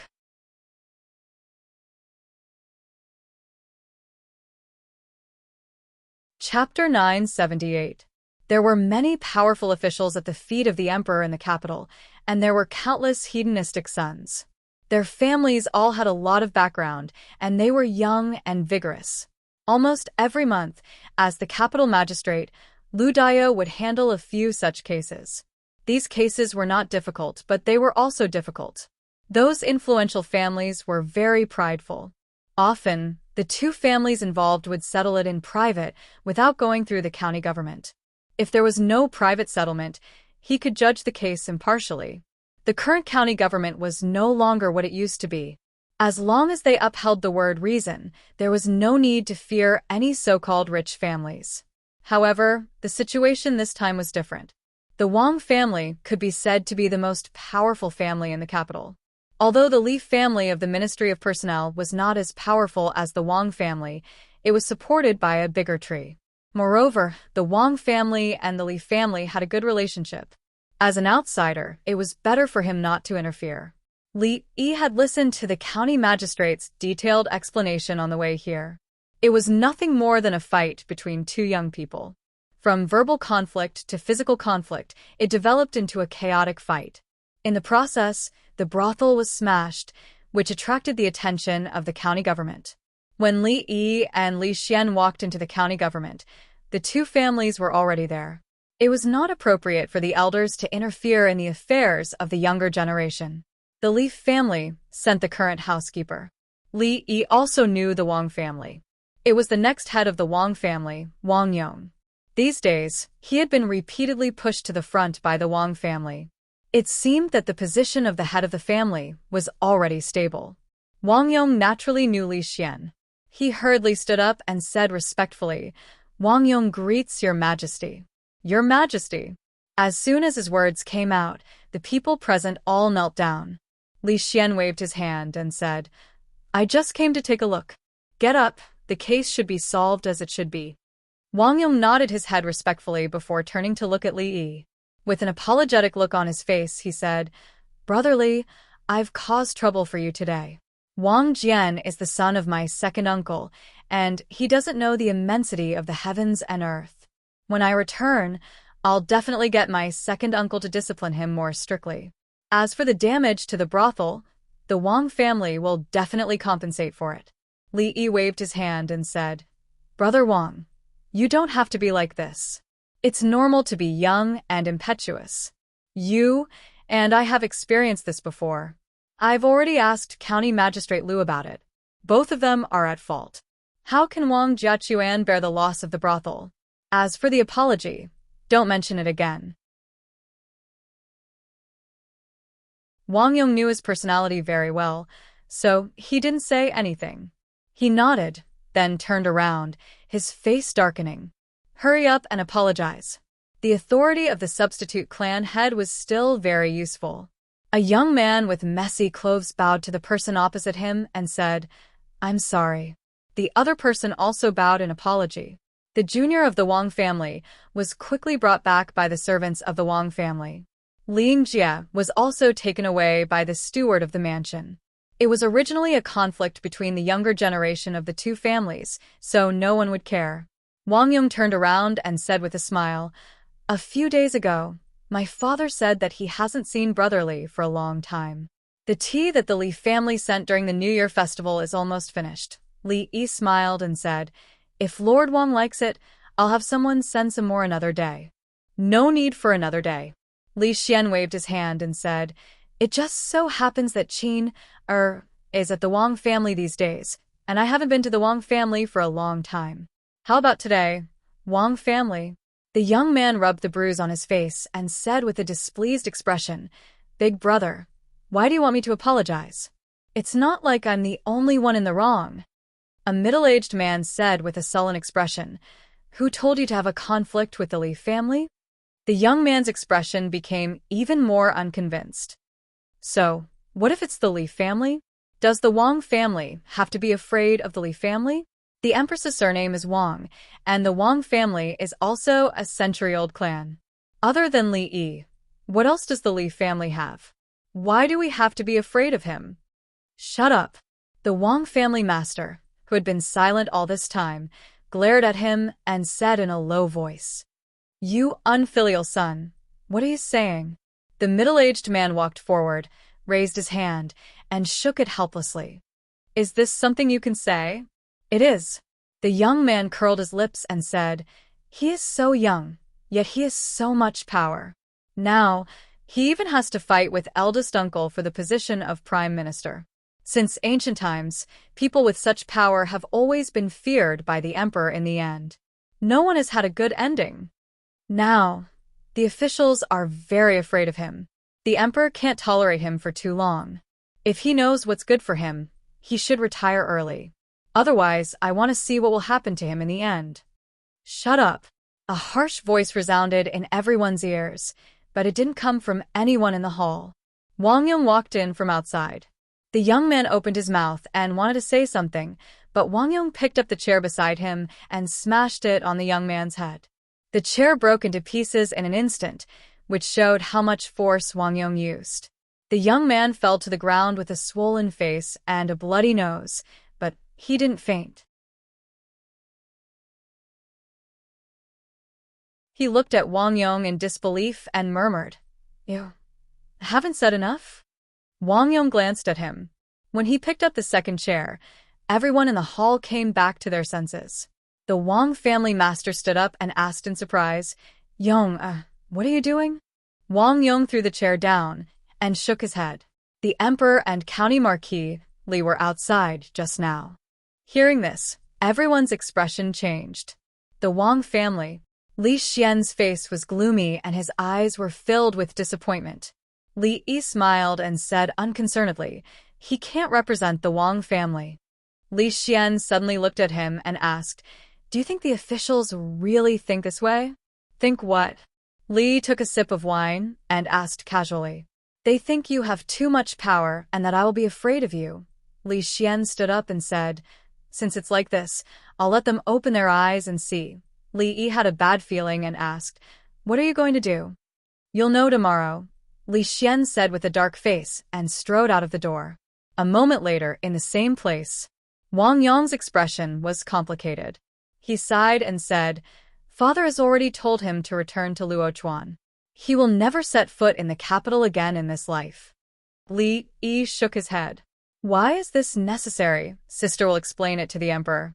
Wang Yong lowered his head and said, "The Wang family will always be a friend of the Li family. Brother Li, don't think too much." The commoners and even the officials all thought that the Wang family was the largest family in the Jing kingdom. With the Wang family's power, they could do whatever they wanted in the Jing kingdom without fear. The Cui family thought the same back then, so the Cui family died out. From then on, he knew that some people could only be friends and not enemies. Wang Yong came to apologize on behalf of the Wang family and brought a very generous gift. Li Yi had to accept this gift. If he didn't accept it, it would be a rejection and a falling out with the Wang family. He was just an arrogant playboy and couldn't represent the Wang family. Li Yi knew this very well. Moreover, this gift was very expensive and it wouldn't be easy to return it. Li Yi saw Emingzu in the afternoon. "What happened to you and the Wang family?" Emingzu walked in from outside and said in surprise, "The Empress asked me to tell you that today's matter wasn't what the Wang family wanted." Li Yi waved his hand and said, "It's just a misunderstanding." Emingzu looked at him and asked doubtfully, "Then what are you worried about?" Li Yi sighed and said, "Li Xian."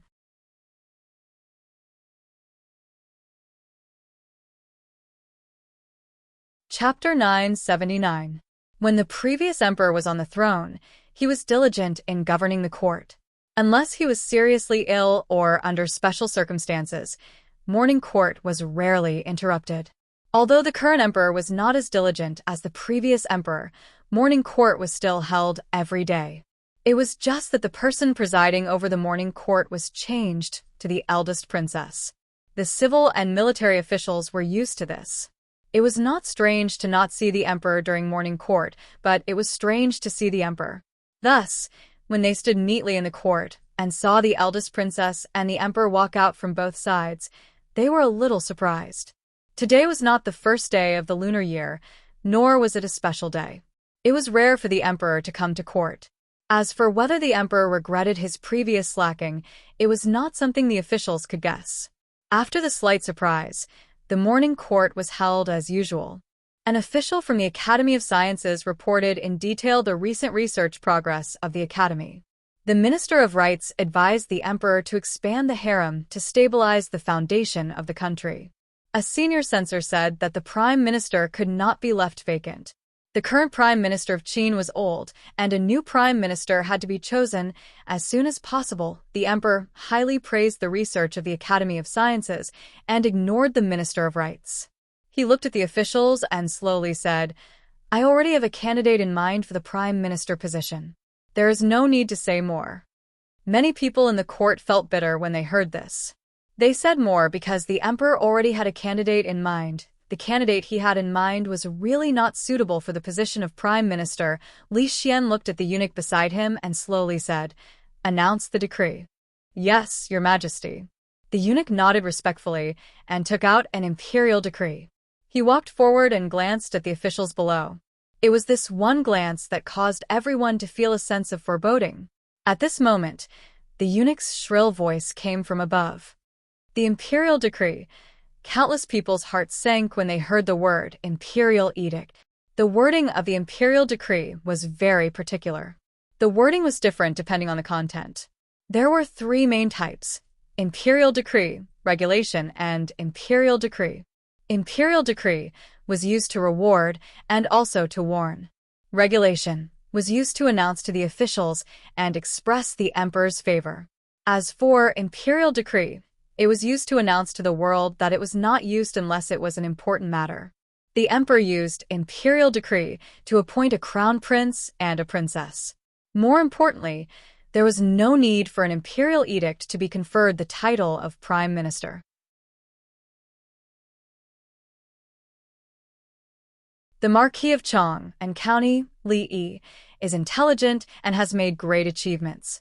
Since the early years of Jinghe, he created Tian Fa, offered horseshoes, changed interrogation by torture, repelled the enemy, opened the school of mathematics, and stopped the flood.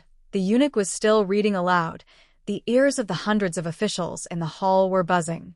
Marquis Li of Chong and County. Sure enough. As expected, His Majesty did not listen to his advice and insisted on making County Marquis Li the Prime Minister. He would be the youngest Prime Minister in the history of the Jing Kingdom and the laziest Prime Minister. Immediately, the faces of several censors and old officials changed. They stood out from the crowd. Before the imperial edict was finished, they were not allowed to interrupt. Otherwise, it would be a serious crime. But at this moment, everyone could see the determination on their faces. Get rid of the vermin, sweep away the crooks, push forward the reforms. Your contributions are great. Confer the title of Jiang of Silla to show the grace of the heavens. Pass it on forever. Take it and rest. Brilliant. The eunuch's voice was still echoing in the hall. Inside the hall, the expressions of some people finally relaxed.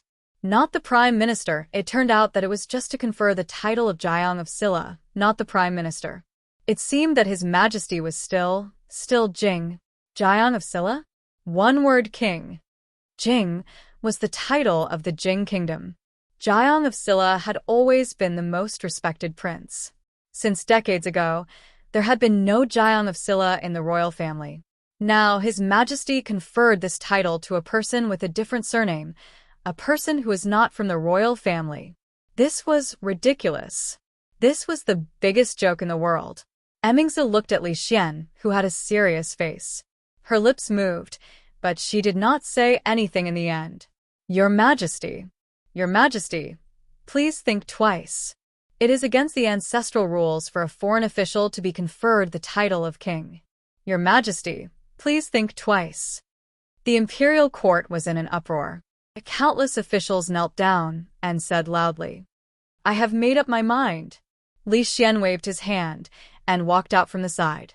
A eunuch said loudly, Court dismissed. Prime Minister Shun, say something. Lord Wang, we can't let His Majesty act willfully. Lord Yang, please go and see the Empress Dowager. We can't let His Majesty act so willfully. Princess, Your Highness, please persuade His Majesty again. After the officials got up, they immediately placed their last hope on a few important officials. The head of the Wang family sighed. He knew why His Majesty would do this, so he also knew that His Majesty would not retract this imperial edict. An old man shook his head and said, His Majesty is different from the late emperor. At this time, no one can say anything. Prime Minister Shin looked out of the palace with his murky eyes and murmured, No, there is one more person. His Majesty will definitely listen to his words. In a certain palace in the imperial harem, Wang Qin brought a cup of tea and put it in front of Li Xian. She said softly, My husband, don't be angry. They said I was suspicious of him. Li Xian held her hand and asked her to sit aside. Then he sighed and said, Qin, do you think he can understand what I did? Wang Qin sighed, but she could only sigh. There were some things that even if she could see clearly, she couldn't explain to him. He was worried that County Marquis Li would overthink because of the rumors outside, but he didn't know that the more he thought like this, the worse his situation would be. Today, not only the imperial court was in an uproar, but even the common people were also in an uproar in a very short time. Since His Majesty ascended the throne, County Marquis Li's power had reached its peak. Since ancient times, such officials never had a good ending. Not only the officials in the imperial court, but also the common people in the capital were guessing that it wouldn't be long before His Majesty began to suspect him. The decline of the Li family was a foregone conclusion. Who would have thought that after such a short period of time, His Majesty would give all of them a resounding slap in the face? Jiang of Silla, king of the one word, a foreign official being made a king. Since the founding of the country, no foreign official had ever received such an honor. Although County Marquis Li's achievements were great and no one in the imperial court could compare to him, in the end, he didn't have the merit of opening up territory. If he led troops to destroy the Qi kingdom or the Zhao kingdom, it would be understandable if he was made a king. But now he was too young. This emperor's favor was a bit too much. Just like that, he was made a king of the one word. The emperor had directly expressed his attitude. In the future, who in the entire capital would dare to provoke the Li family? The Li family. The head of the family being made a king was a great honor. The entire manor was in jubilation. Li Yi had just sent off the worried old woman and sat back in the courtyard. He rubbed his slightly swollen head when the princess walked in from outside. He sighed and said, "Didn't we agree to have you stop him?" Emmingsa shook her head and said, "You know that no one can stop him if he wants to do something. Why do you have to stop me?" Li Xian walked out from the back and said, "You have done so much for the Jing kingdom and the world. What is a mere king? Have you not counted how many foreign officials have been made kings since the founding of the Jing kingdom?" Li shook his head and said, "You don't care what the court officials think or what the people think. I don't care what they think." Li Xian looked at him and said seriously, "I only care what you think."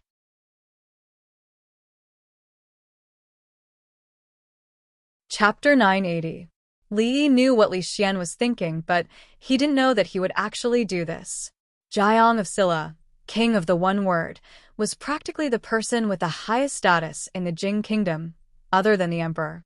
This was what it meant to be under one person and above millions. He didn't try to persuade Li Xian to retract the edict, because what was more influential than a foreign official being made a king was to retract the edict after being made a king. Normal people understood that a gentleman's words cannot be retracted by 4 horses, and as an emperor, his words were even more important. Li Xian didn't care about this at all. He said, "Don't worry, if the officials object, I will take responsibility." At this moment, it was too late to say anything. He knew Li Xian's personality better than anyone else. Li shook his head and said, "Let's not talk about this, let's drink." The wine was made by Xiao Zhu. Xiao Zhu's wine had 2 characteristics. One was that it tasted sweet, and the other was that it went to the head easily. Li Xian gulped down 2 cups and started to sway. "Tell me, what's so good about being an emperor and a prince? Why are there so many people fighting to the death?" Li Xian's eyes were hazy from drunkenness. He murmured, "I still feel that those days in Qing and prefecture were the most comfortable, the most carefree." Li Yi actually wasn't in the mood to drink. Today's events, Li Xian had only started. The troublesome things were still to come. "I know you don't want to be a prince, but I want to shut their mouths." Li Xian slapped the table and suddenly said, "This capital is not interesting at all. Why don't we run? Didn't you say that there's a fun place near Shuzhou that no one can control? Why don't we go there?" Li Emmingsa looked at the 2 people beside her and shook her head slightly. The person who least wanted to be an emperor had become an emperor, and the person who least wanted to be a prince had become a prince. Sometimes, things in this world were so ironic. She stood up and lightly tapped Li Xian's shoulder. He immediately fell asleep on the table. She sat back down and looked at Li Yi, asking, "What should we do now?" Ever since Li Xian succeeded to the throne, Li Yi had been aware of certain things. However, he hadn't expected that Li Xian's sudden action would push a certain contradiction to the peak. "I don't know." He shook his head, looked at her and asked, "Are you hungry? I'll cook you a bowl of rice." "I'm not hungry." Emmingsu shook her head. 1 egg or 2? 2. Reincarnation was a technical job. If one was born in the family of an emperor, king, general, or minister, they would not have to worry about food and drink for the rest of their lives. They would enjoy endless glory, splendor, and wealth. If they were born in a commoner's family, they would be born a notch lower than others. They would need to put in more hardships and effort than those people to earn a good future, but they might not be able to catch up to those people. Among these, The best situation was to reincarnate into the family of an emperor. Without any effort, they would be born princes and princesses. Children born in poverty might be able to change their fate with hard work and become a general and minister, but their birth had already determined that the highest they could achieve in this life was to become a general and minister. If they wanted to go one step further, they could only pray for a good reincarnation in their next life. However, there was always an exception. Yesterday's County Marquis Li and today's Jiang of Silla had created a precedent that had never been seen since the founding of the Jing Kingdom. There was a lot of discussion among the people. Other than expressing surprise, there wasn't anything else. On the imperial edict, the achievements of Jiang of Silla over the years were clearly written. In these years, many good changes had happened around them. People could almost see the shadow of Jiang of Silla in almost everything.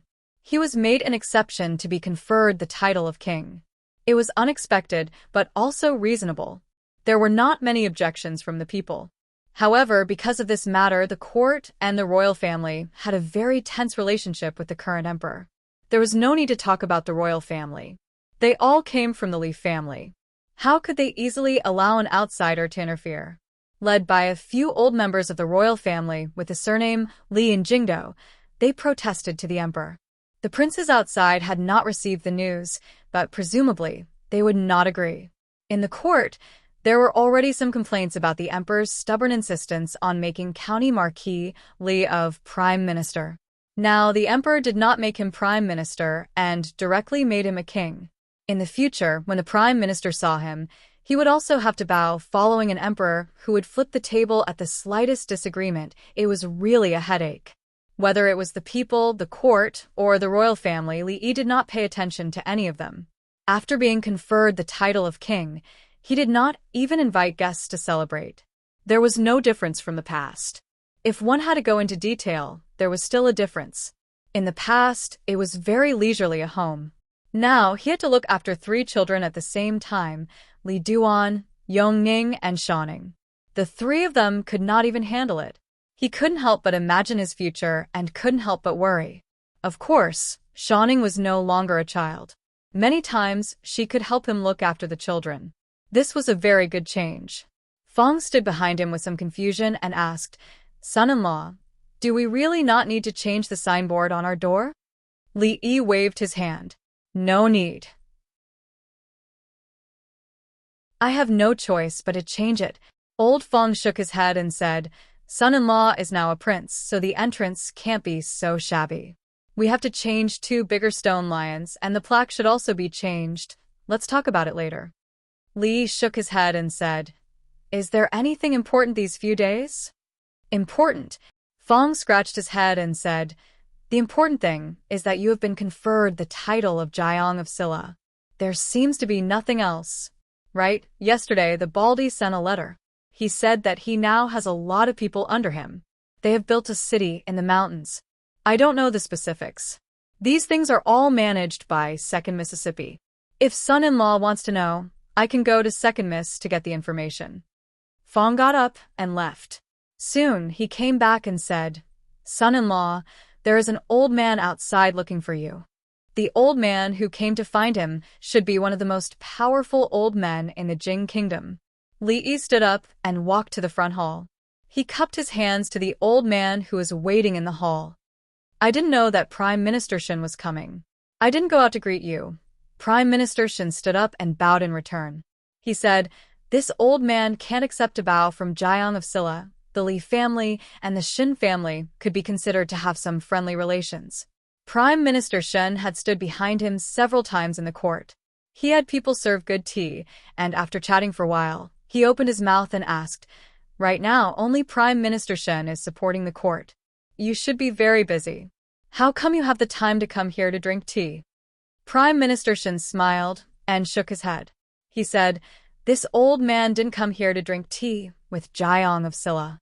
He put down the teacup and said, "Although Jiang of Silla is not in the court, I think he should know about the situation in the court these days."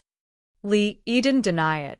Prime Minister Shen raised his teacup and said with a smile, "This old man hasn't thanked Jiang of Silla for Su Su's matter." He was talking about Shin Su disguising herself as a man and sneaking into the mathematics academy. Li Yi suddenly realized that Prime Minister Shin had always kept a low profile in the court. He was the complete opposite of Prime Minister Qin and belonged to the gentle faction. But at their age, which one of them who could get to this position was not an old fox? The matter between Shin Su and Li Xian, whether it was unintentional or the Shin family intentionally pushed it, was ultimately the Shin family who benefited. He couldn't help but look at the old man in front of him in a new light. Li Yi didn't respond, and Prime Minister Shin didn't continue on this topic.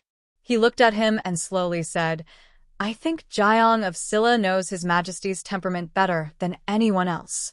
His Majesty has fallen out with the court officials and clan members this time. The court is not stable. If this continues, there will be great losses. Only you can persuade His Majesty." Li looked at him and asked, "What do you want me to do?" Prime Minister Shin shook his head. "This old man doesn't know what to do, but I know that His Highness Jiang of Silla definitely knows. You are not me." How do you know that I know? "Jiang of Silla is also not me." "How do you know that I don't know?" If he continued to ask, he would be suspected of exaggerating the number of words. Li shook his head and didn't want to argue with the old man in front of him. There were some things that everyone was well aware of. At this point, he couldn't say any more.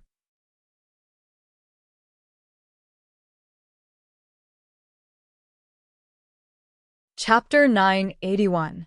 This old man will take his leave. Take care, Prime Minister Shin. After sending off Prime Minister Shin, Li walked back to the courtyard and sat down. Prime Minister Shin did not come today to discuss the philosophical problem of man is not fish with him. Li Xian was stubborn and did things based on his passion. But as a scientist, he had a very important trait: persistence. He persisted until he hit the southern wall and did not turn back. After that, he continued to stride forward. When the former emperor was on the throne, he did not make arbitrary decisions. Most of the time, he would discuss with the court officials and take into consideration the opinions of the court officials. Li Xian usually did not care much about political affairs. But when he decided on something, no matter how many people opposed it, it could not change his mind. In the past, he was the crown prince. There was still Prince Ning and the former emperor who could restrain him. Now that he was the emperor, the entire world was his, and no one could restrain him.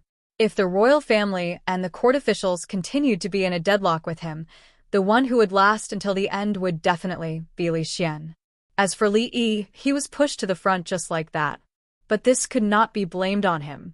He never did things in a roundabout way. If the court officials felt that he was suspicious of him, he would be bestowed the title of Prime Minister. If the court officials continued to be suspicious, he would be bestowed the title of King. This was his attitude. Simple and straightforward, slightly rough. This was a method that made people feel angry, funny, and touched. It was even a little childish. Of course, this kind of childishness was not a good thing when it appeared on the ruler of a country. In the courtyard, Xiao Zhu, Xiao Huan, and Xiao Cui were playing kuju. Li Yi waved to her and said, "Xiao Zhu, help me warm a pot of grape wine later." "Okay, I will go immediately." Xiao Zhu passed the rattan ball to Xiao Huan and ran towards the kitchen. Li thought for a moment and added, "This time, make it less strong." Mississippi Lu was not at home, so there was no one to drink with him. Li Yi poured himself a cup of wine and drank by himself, thinking about what had happened just now. In another direction, Rui withdrew her gaze and said in a low voice, "Even though he has been conferred the title of king, my husband is still not happy." Ruoqing had a worried look on her face as she said, "This time, he was conferred the title of Jiang of Silla. It seems to be a great favor, but too much may not be a good thing." After His Majesty ascended the throne, the Li family had already made many people afraid. This time, with the great favor of the emperor, they will be even more afraid. It is not a good thing to stand out in the forest. Rui had a thoughtful look on her face. She looked in that direction for a long time before saying, "There's something I want to discuss with my two younger sisters." She whispered a few words, and a smile appeared on Drunken Mo's face. She said, "As you wish, sister." Watching also nodded and said, "I'll listen to you." Li Yi drank grape wine as he thought about this matter. Before the previous emperor died, he had given Emingzu and Li Xian to him to watch over the court and the world. Later, he had Chang to bring a message for him to take care of Yongning and Shanning. He was not their nanny, so what right did he have? At that time, he had been blinded by greed and agreed to take care of Yongning, Shanning, and Emingzu. This was what he should do. Take care of Li Xian, who asked him to be his only good brother. He accepted it, but to ask him to take care of the entire court and the world was a bit too much. At first, he had thought that a gentleman's word could not be retracted. If he wanted to take care of them, then so be it. But now, he wanted Li Xian to sit firmly in this position. The ruler and officials were in harmony, and the court was stable. He also wanted to stay in Jingdo and watch over the world of the Li family for him. These two matters conflicted. Up until now, he still hadn't thought of a suitable solution. A sliver of indignation rose in Li Yi's heart. The old emperor. Oh, the old emperor. Did he lie to his daughter or something? Before he left, he still had to trick him. He frowned and reached for the wine pot, but he caught nothing. Rui picked up the wine pot and filled his cup to the brim. She also poured a cup for herself. Looking at him, she smiled and said, "Let me drink with you." Rui usually didn't drink, not even grape wine. Other than that one time when she was pestered by Li Yi to make up for it, she had never taken the initiative to drink. Surprised, Li Yi clinked his cup with hers. She took a small sip before looking at Li Yi and saying, "There is something I want to discuss with you." Rui didn't use this kind of tone and expression to talk to him. Li Yi asked in confusion, "What is it?" Rui looked at him and said, "I want to go out for a walk." Hearing this, Li Yi was stunned. He then stood up and said, "I want to go out for a walk with my wife. I'm not talking about outside the house." Rui shook her head and said, "I'm talking about outside the capital. After staying in the capital for so long, I'm a bit bored. I want to bring my husband, Duanir, Rui, Xiaohuan, and my two younger sisters out to play for a few days and see the scenery. The last time I went out with my husband was more than 2 years ago." Rui rarely took the initiative to make a request of him. Li Yi thought for a moment and didn't think for long. He nodded and said, "Okay." The world was so big. If Rui wanted to go out and see, he naturally had to accompany her. However, this way, he would probably have to go back on his promise to the old emperor. Forget it. If he went back on his promise, then so be it. At most, the next time they met, he would let him kick him a few times to vent his anger. He looked at Rui and asked, "Wife, where do you want to go?" "Of course, my husband." Li nodded and asked again, "Then when are we leaving?" Rui thought for a moment and said, "We have to leave some time to prepare.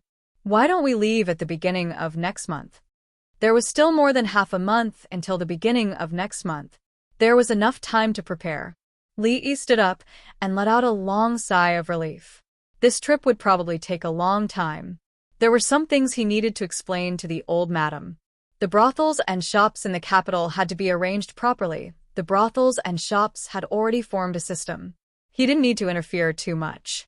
Even if he left for a year or two, they would still be able to operate normally. There was no need to worry too much. As for where to go this time, he needed to think carefully. Li Yi sat in the courtyard thinking.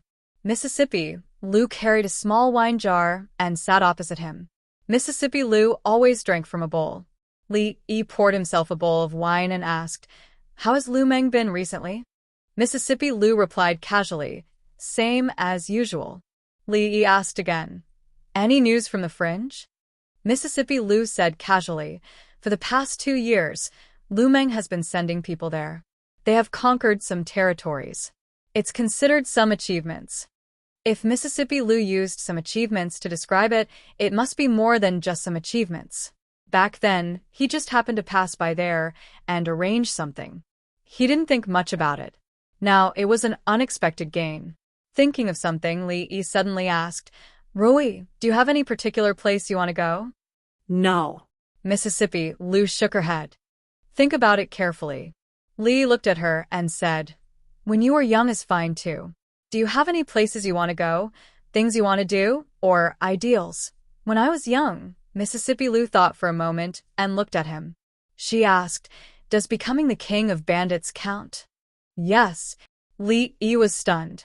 Then, he looked at her and murmured, "King of bandits, what a coincidence." Mississippi Lu looked at him and asked, "You wanted to be the king of bandits when you were young?" Li thought for a moment and nodded. "More or less."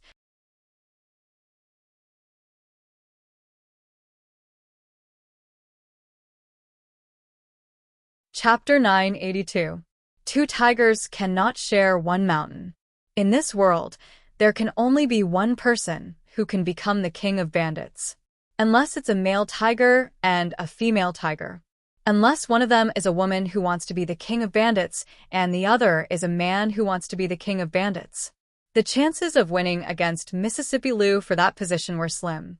Li could only choose the second option. "I have something to tell you." He picked up the bowl with one hand and gulped down the wine in it. He looked at Mississippi Lu and said, "We're leaving." Mississippi Lu finally raised her head and looked at him. She asked, "Where are we going?" "The world is so big. While we're still young, how can we not go out and see the world?" Li looked at her and said, "Haven't we achieved some results in the fringe? Why don't we go there with Lu Meng and occupy all the mountains there? We will unify all the bandits in the fringe. Those who submit to us will prosper, and those who oppose us will perish. Whoever dares to resist will be beaten up until they stop resisting. This way, not only will we rid the people of evil, you will also realize your childhood dream." This news was a little sudden. Mississippi Lu was stunned for a moment. Then, she looked at him and asked, "Really?" "Of course. Why would I lie to you?" Li shook his head and said, "When we unify the fringe and consolidate the forces there, we will go to the Wu Kingdom. Isn't your disciple rebelling in the Wu Kingdom? We'll help her drag that dog of a king of the Wu Kingdom down from the throne. What do you think?"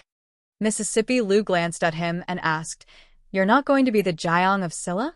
Li waved his hand and said nonchalantly, "What Jiang of Silla? How is Jiang of Silla more important than realizing your dream?" Mississippi Lu thought for a moment and nodded. "I think your suggestion is good." "Sir, I just heard Sister Rui say something about leaving." When Li was packing things in the room, Shanning held Yongning's hand and walked in from outside. She asked, "Are you going out to play? Where are you going? For how long?" "I'm going to a very far place." Li shook his head and said, "I don't know how long I'll be gone." Shanning looked at him and asked, "Just like last time?" Yongning clearly remembered what happened last time. She walked over and hugged Li's arm. She begged in a soft voice, "Brother, I want to go too. Don't leave Cindy behind." Li carried her up and said with a smile, "Of course I have to bring Cindy along." Shanning looked a little hesitant as she asked, "Is it as long as the last time?" "Maybe a little longer than the last time." Li looked at her and asked, "Bing Ning, do you want to go?" "If it's that long, Mother won't agree." She showed a hopeful look on her face, but in the end, she could only shake her head gloomily and said, "I'll wait at home for you to come back." Li nodded. She had a distressed look on her face and murmured, "Next time, when I grow up, you must bring me along when you go out to play." "Okay." Li smiled and put Yongning down. He said, "Go play." Looking at the two little girls walking out hand in hand, Li retracted his gaze. There was a trace of a complicated look on his face. The lake in the academy had now become the most popular place in the 3 academies. The lakeside was filled with green plants, and the bluestone road was paved with long benches for people to rest on. It was the first choice of the academy students for their morning recitation. It was now class time, and there were not many people in the academy. On the bluestone road, Li Xian, and Emingzu walked side by side. Because of their identities, the former 3 heroes of the capital were no longer addressed as such. Li Xian turned his head and looked around. He sighed and said, "In these 2 years, the capital has changed a lot. Thinking back to when I first came to the capital, I really can't recognize it. This sentence should not be said by him because the people who had caused these changes in the capital were here. In these 2 years, they had almost turned the capital upside down. They had built the 3 academies, fought against the king of Shu, fought against the Cui family, and overcome all kinds of obstacles in the court. They had implemented a new system and had established the current situation in the capital. Li Xian did not feel that it was shameless to say this. He said as he walked, "In a few days, I plan to expand this place and build a few more academies. The Academy of Sciences should also be divided. By then, you can give me some ideas. I will leave the capital for a while. What do you think about merging the School of Mathematics into the Academy of Sciences?" But Han might not be willing. Li Xian was startled.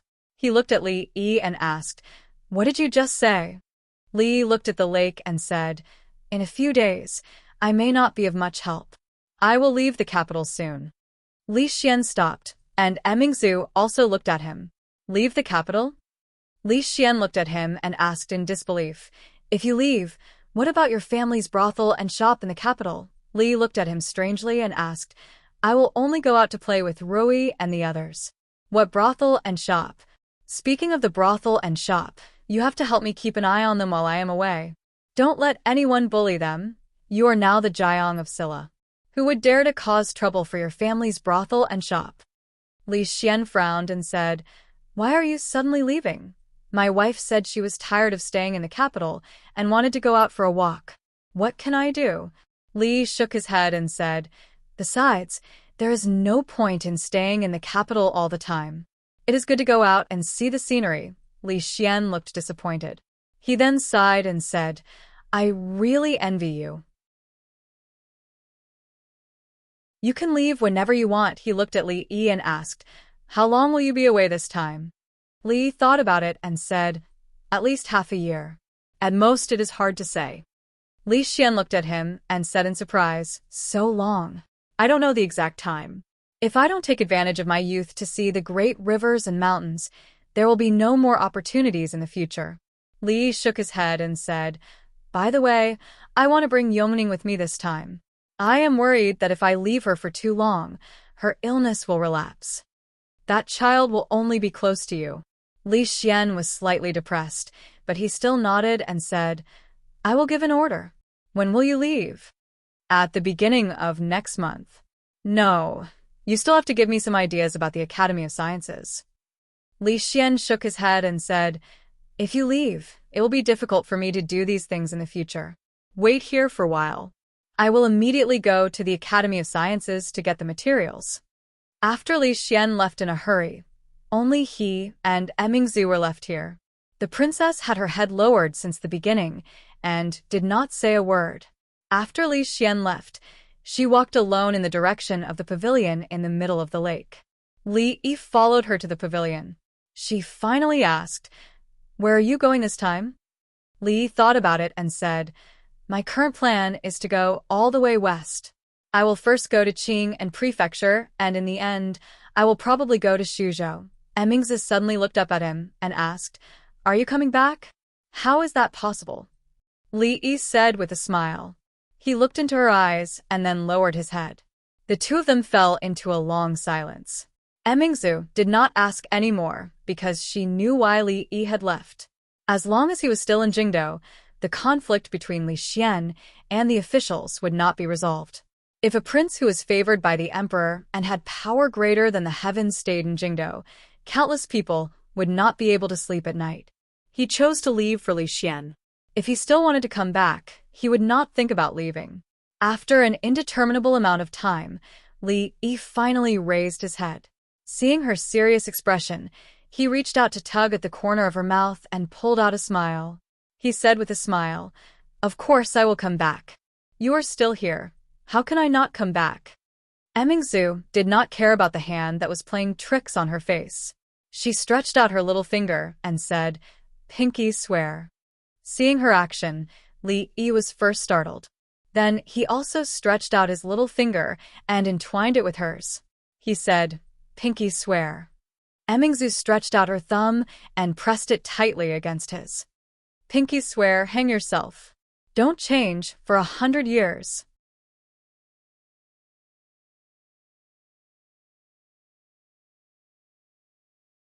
Chapter 983.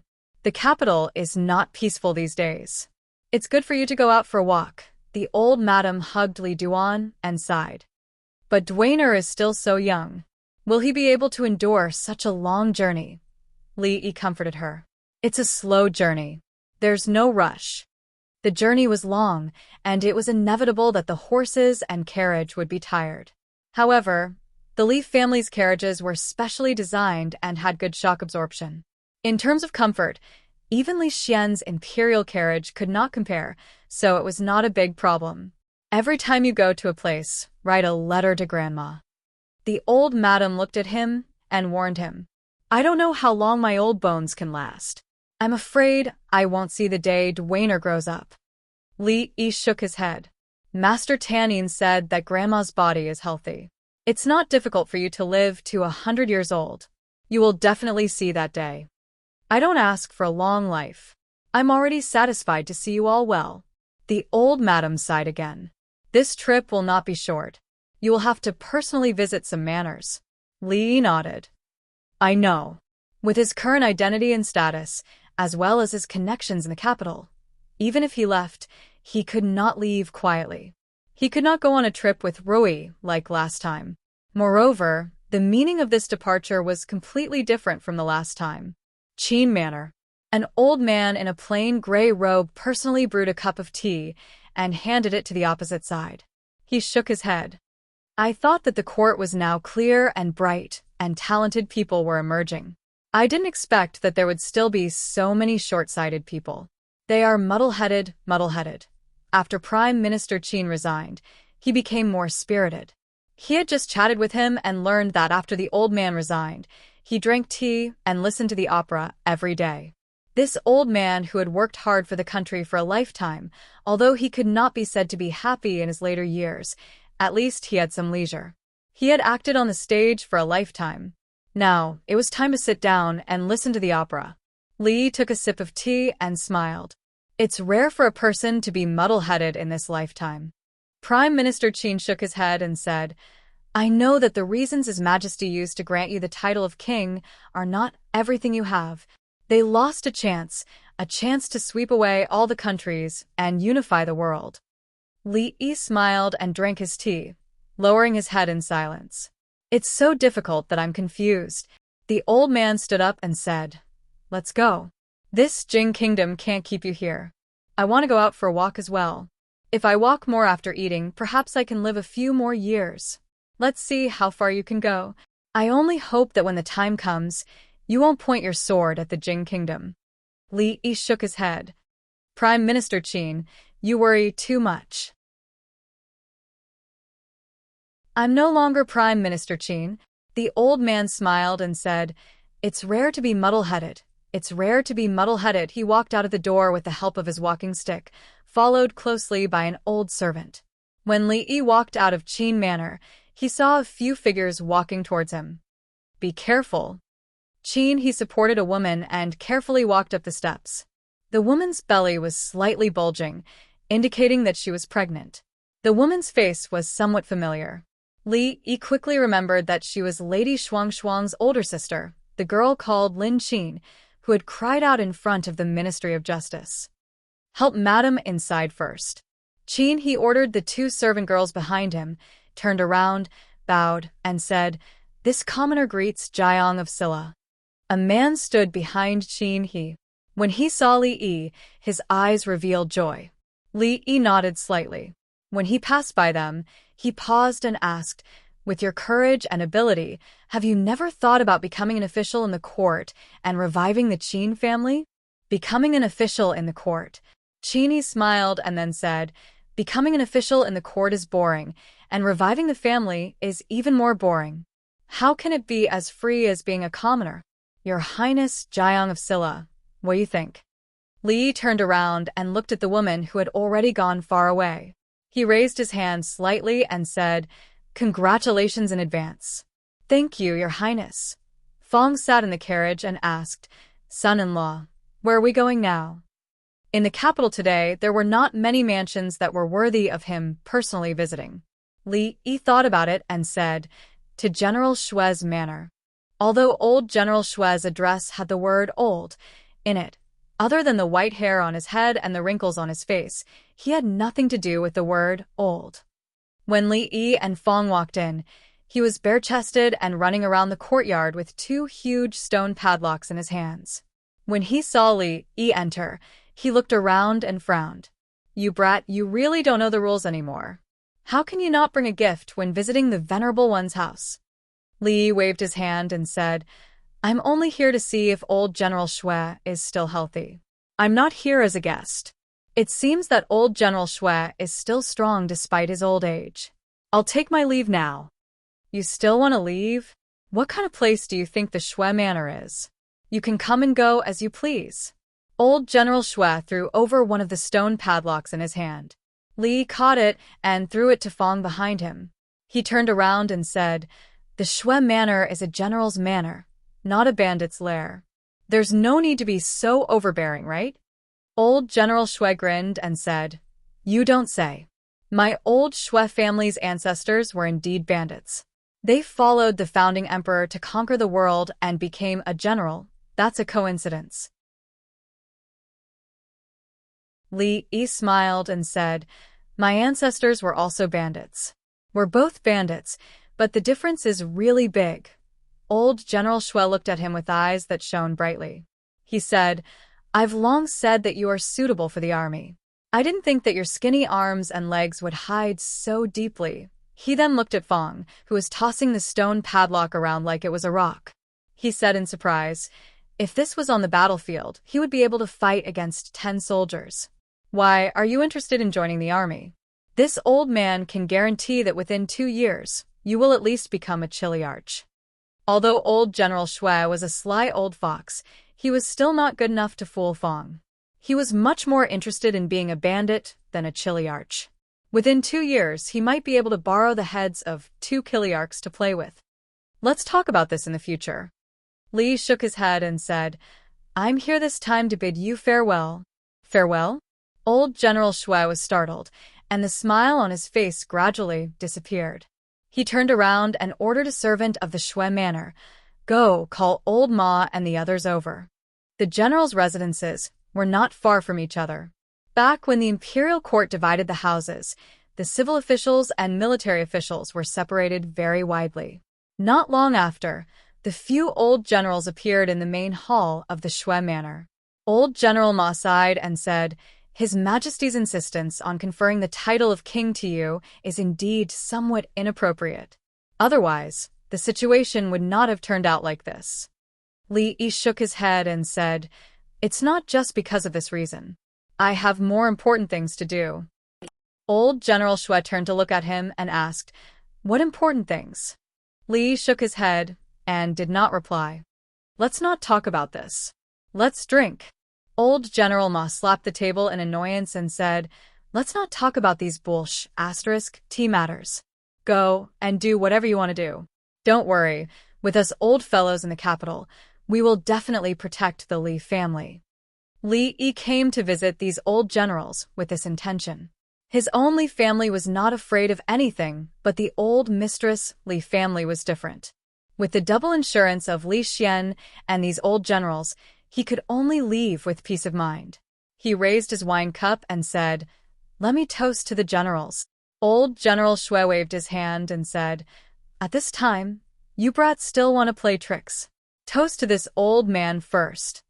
Old General Ma said angrily, "Old Shue, why should I toast to you first? Is your face bigger or that thing bigger?" Old General Shue said mockingly, "In terms of face, this old man can't compare to your horse face. In terms of that thing, who has this old man been afraid of? Why don't we compete?" "I'm afraid of you." Li Yi hurriedly pulled the two of them apart and said, "Didn't we compete last time? Let's not compete today. Let's drink, let's drink."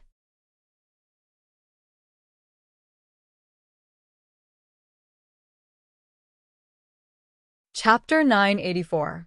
Even though Li Yi's alcohol tolerance had increased significantly during this period of time, he was still no match for these old generals who valued alcohol as much as their lives. This was especially so when the few of them added up. After a round of toasting, he realized that he could not drink any more. Thankfully, his alcohol tolerance had increased, and so had his alcohol tolerance. When he was drunk, he would just sleep. He would not act like a hero when he was drunk, nor would he talk nonsense when he was drunk. He would also not forget what had happened when he woke up. Of course, when he was drunk with Mississippi Lou and Emmingzu, there was no way of knowing what he had told Mississippi Lou and what he had promised Emmingzu. My alcohol tolerance is too high. Old generals, please continue. I'll take my leave first. If he drank any more, he would be a little drunk. Li Yi wobbled and bade farewell to the few of them. With Fong's support, he walked out of the Shui manor. Seeing him walk out, old General Shui sighed, shook his head, and said, "This child. He's a good child." Old General Ma revealed a gratified expression. "It's the Jing Kingdom's fortune that His Majesty has such a confidant." Old General Shui suddenly picked up a wine jar and took a big gulp, scolding, "That bunch of trash. What do they know?" Old General Ma crushed the wine bowl in his hand and said fiercely, "After this, if anyone dares to cause any more trouble, no matter who they are, I'll skin them personally." The killing aura of an old general who had killed his way out of a mountain of corpses and a sea of blood was extremely strong. The two servants of the Shui clan at the door shuddered and silently moved further away. After walking out of the Shui manor's door, the hazy look in Li Yi's eyes disappeared. Fong let go of him and asked, "Son-in-law, where should we go next?" "Go." Li gave it some thought and suddenly realized that there was no place in the entire capital that was worth him going to. He fell silent for a moment before saying, "Chun Clan's cloth shop." All right. E. Chun Clan's cloth shop. Chun Chong looked at the young man who was limping into the shop and said, "Prince Xian, what are you doing here?" During the time of the national mourning, many of the princes rushed back to the capital. Now that the mourning period was over, the princes who stayed in the capital were already rushing back to their fiefs. Prince Xian had been attacked by the holy religion and had injured his leg, so he had been recuperating in the capital. He was the only exception among all the princes who had come of age. Over the past few days, Prince Xian came here every day. However, he did not create trouble and merely bought a piece of cloth every day. But the calmer he was, the heavier Qin Chong's heart became. "What's wrong? Don't tell me you're picky about who you sell your cloth to?" Prince Xian limped around the shop, looked at Qin Chong, and asked, "You don't wish to sell it to I?" Chun Chong bowed. "Of course not. Don't worry, I's only here today to buy cloth." Prince Xian patted him on the shoulder and said, "Bring out the most expensive cloth in your shop. I can afford it." Chun Chong threw a glance at a servant in the shop, and that servant immediately went to the counter. Not long later, he came out with a piece of cloth in his hand and said, "Your Highness, this piece of cloth is the newest style in our shop. It's made from the best silk and is priced at 100 taels." A guard took the piece of cloth and handed it to Prince Xian. Prince Xian touched it and said, "It's a good piece of satin, and it's worth the price. I'll take this one. Pay up." Prince Xian waved his hand and said, "I'll be leaving first. I'll come back tomorrow."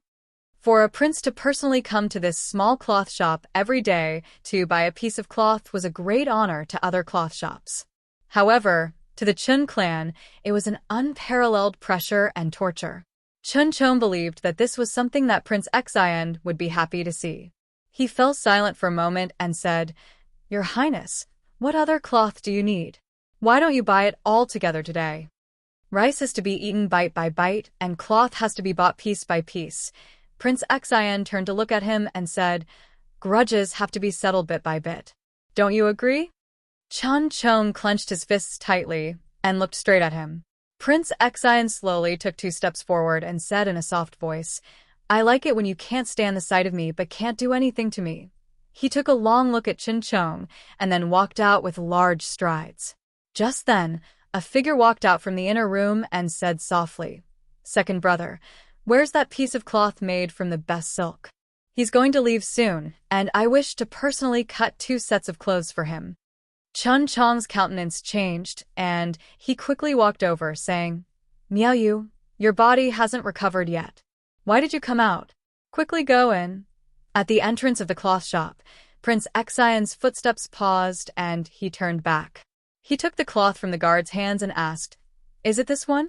Third young mistress, Qin saw the piece of cloth in his hand and was stunned for a moment. Then she said with a troubled expression, "Customer, can you give this piece of cloth to me? As compensation, you can choose any piece of cloth in the shop." Prince Xian. Her countenance changed, but Prince Xian broke into a smile. "Unfortunately, I also like this cloth a lot." Prince Xian smiled and took out a pair of scissors from the counter at the side. He made a few cuts on the cloth in his hands, shook his head, and said, "It's just a pity.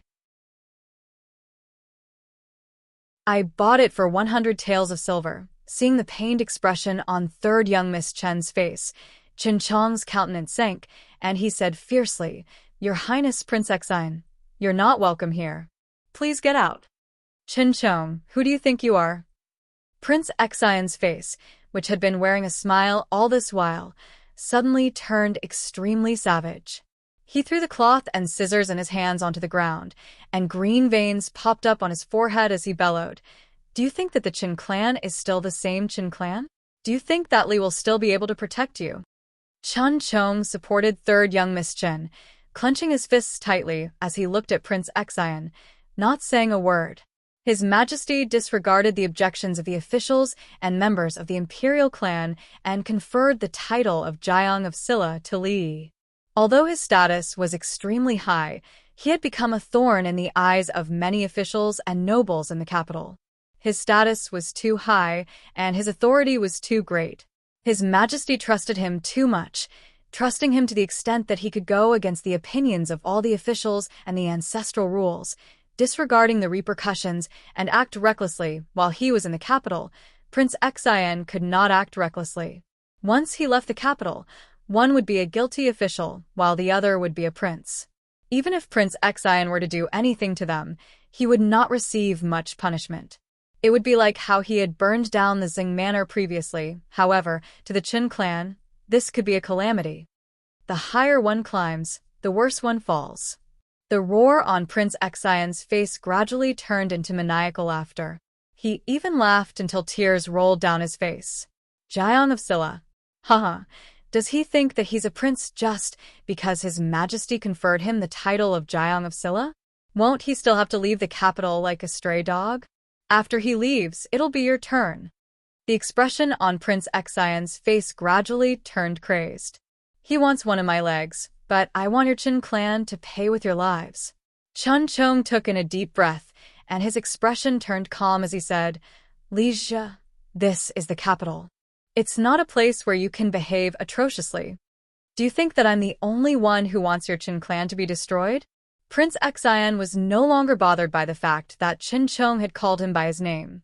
Hearing that, he laughed out loud and said, "The Wu family, the Qian family, the Wei family, the Zhang family.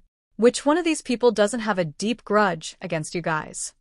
I know about the Wu family and the Qian family. But which one is the Wei family and the Zhang family?" A voice suddenly rang out from the door. Prince Xian's smile grew even wider. "The Wei family. Of course, it's the Duke of Wei Manor. The Zhang family, the Zhang family." As he laughed, his voice gradually became softer. The smile on his face froze, revealing a horrified expression.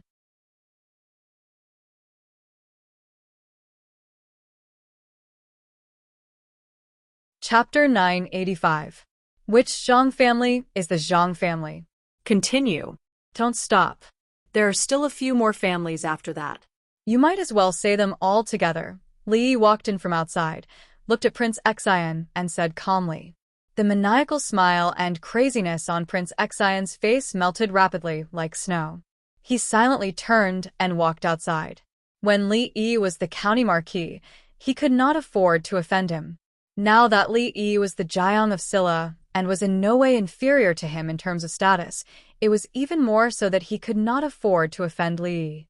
Since he could not afford to offend Li Yi, he could only wait until Li Yi left the capital before offending the Qin clan. Thinking of leaving just like that, Li Yi turned, looked at him, and asked, "Don't you think it's too much to want to run after putting on airs?"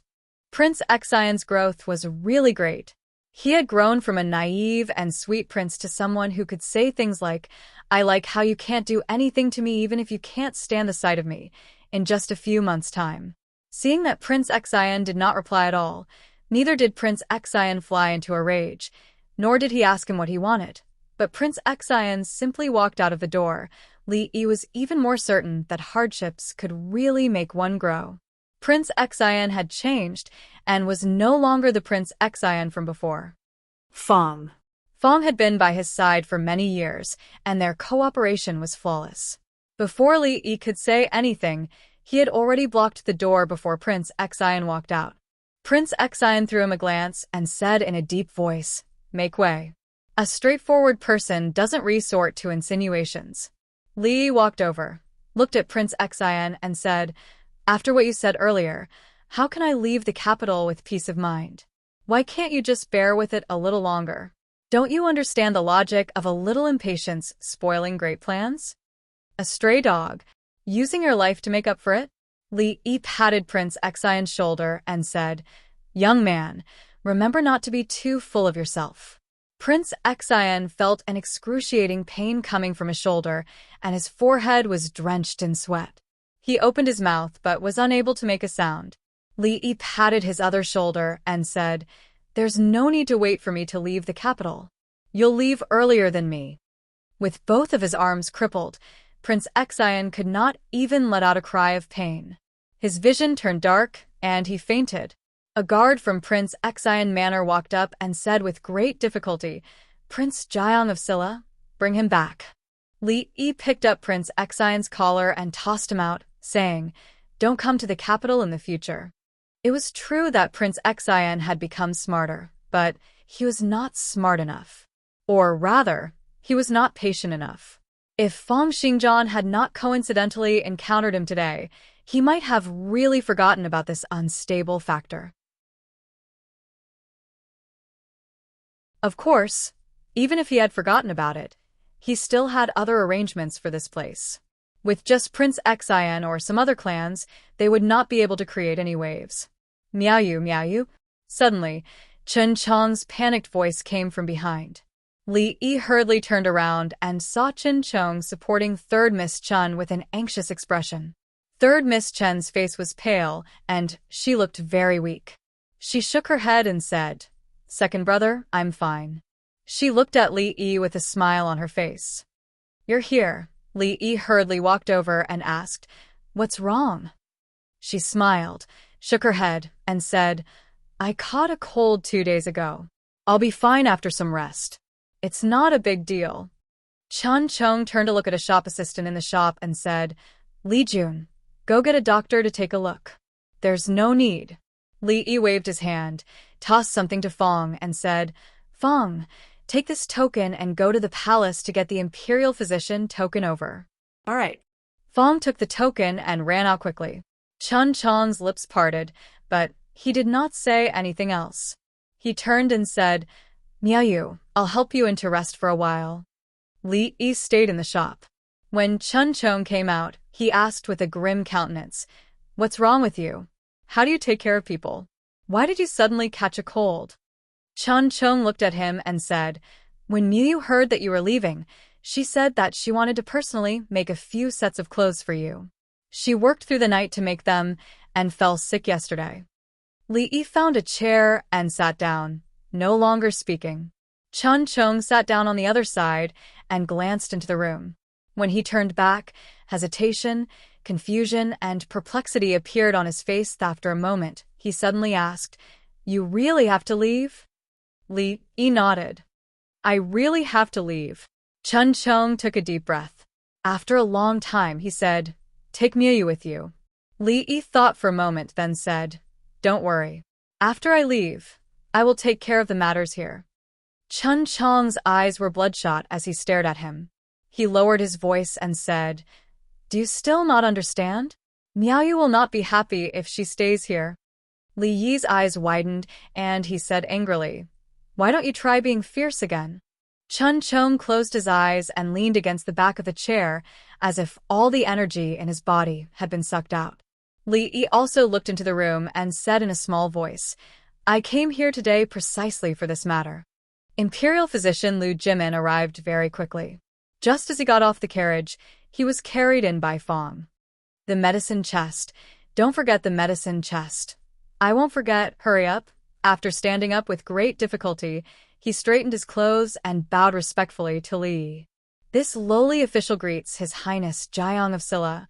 No need for such formalities. Li Yi waved his hand and said, "Let's go in and take a look first." Lu Jimin nodded and walked into the room with the medicine chest on his shoulder. A moment later, he withdrew his 3 fingers from third young Miss Chen's wrist and said, "It's just a small cold. Coupled with the fact that you've been too tired these past 2 days, I'll prescribe a medicine. If you take it regularly, you'll be fine in 2 or 3 days." Chun Chong clasped his hands and said, "Many thanks, Lord Lu.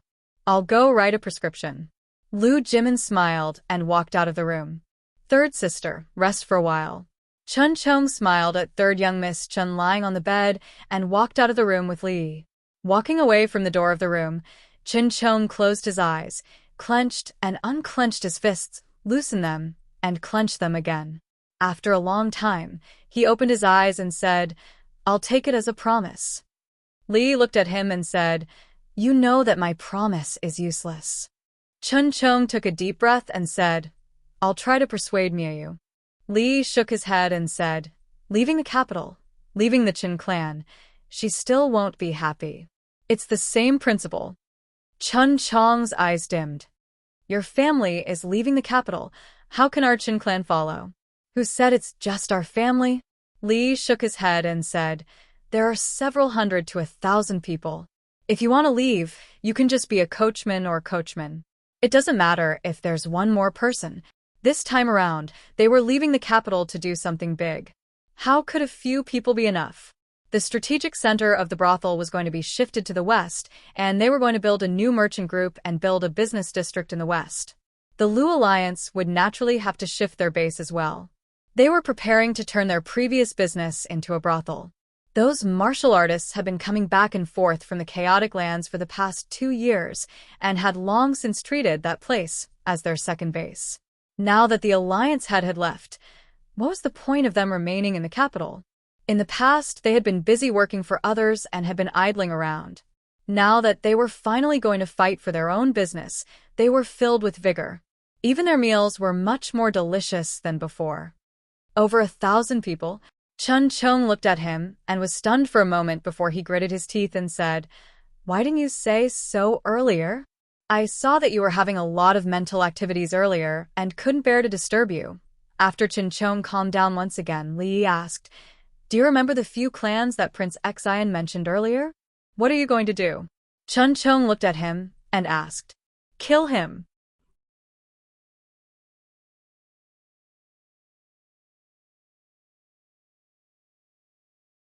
Chapter 986. In the main hall of the Wu clan, several people were seated at a table. There was a sumptuous feast on the table, and everyone was beaming. A middle-aged man let out a long sigh and said, "He's finally going to leave." The person next to him drank a cup of wine, finally feeling relieved. He nodded and said, "From a certain perspective, it's not a bad thing that His Majesty has conferred him the title of Jiang of Silla. It's easy to leave the capital, but it'll probably be difficult for him to return. It's good that he's gone. With him gone, there'll be no one who can protect the Qin clan. The Li family and the Qin clan have a deep feud to begin with. Who would have thought that he would actually? In any case, Prince Xian will definitely not let the Qin clan off this time around. We just need to wait patiently for a few more days." The news that Li Yi, the Jiang of Silla, was about to leave the capital made all the influential officials in the capital secretly heave a sigh of relief. Most people felt that His Majesty had favored him too much and that it was detrimental to the stability of the court's politics. They felt that he had broken the rules of the aristocratic circle in the capital. After all, no one wished for the capital to have 2-3 emperors. Of course, to everyone present, due to the feud between him and the Qin clan, it would be hard for them to feel at ease with him in the capital. Therefore, they hoped that he would leave as soon as possible.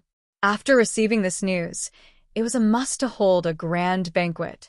If it was not because they were worried that it would be too conspicuous, they would hold a banquet that lasted for 3 days. Right now, at the entrance of the Wu clan, Li raised his head and looked at the signboard of the Wu clan and asked, "Is it this Wu clan?" Chun Chong nodded. "It's this Wu clan." On the way here, he had already thought through some things. Therefore, he was very cooperative with Li Yi. "I've screwed it up."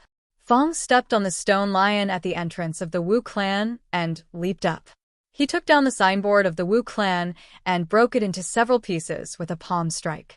Before the gatekeeper of the Wu family could react, his family's plaque was smashed.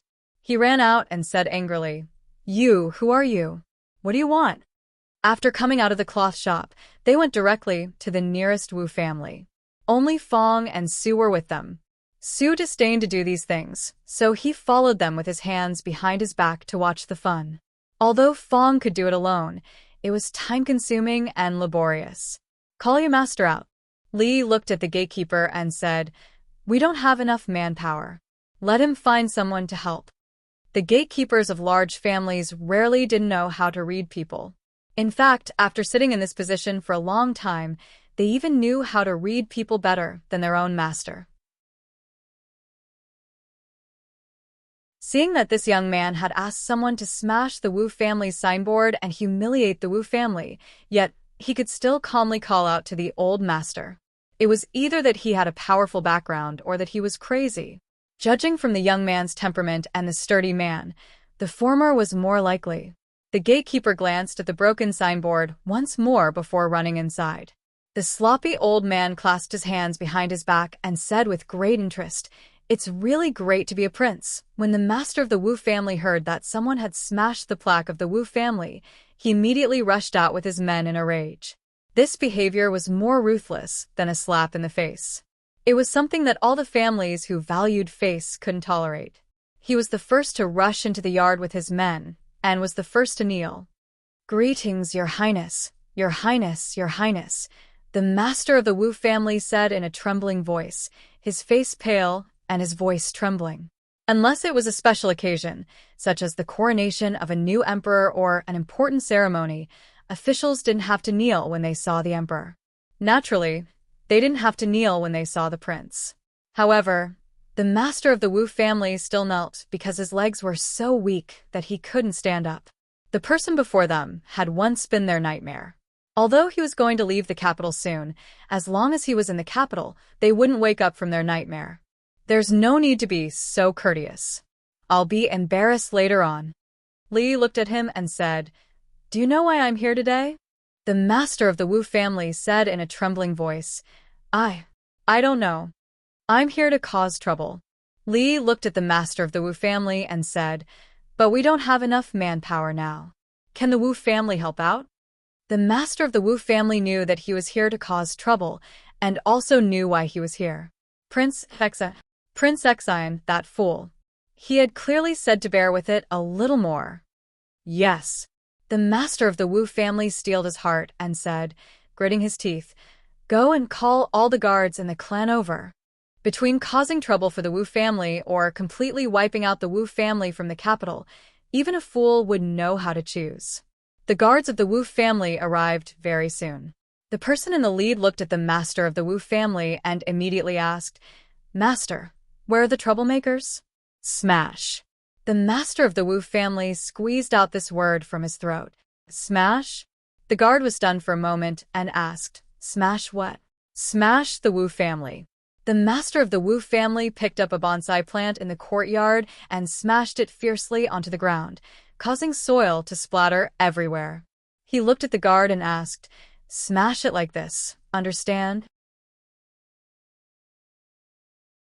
Old master.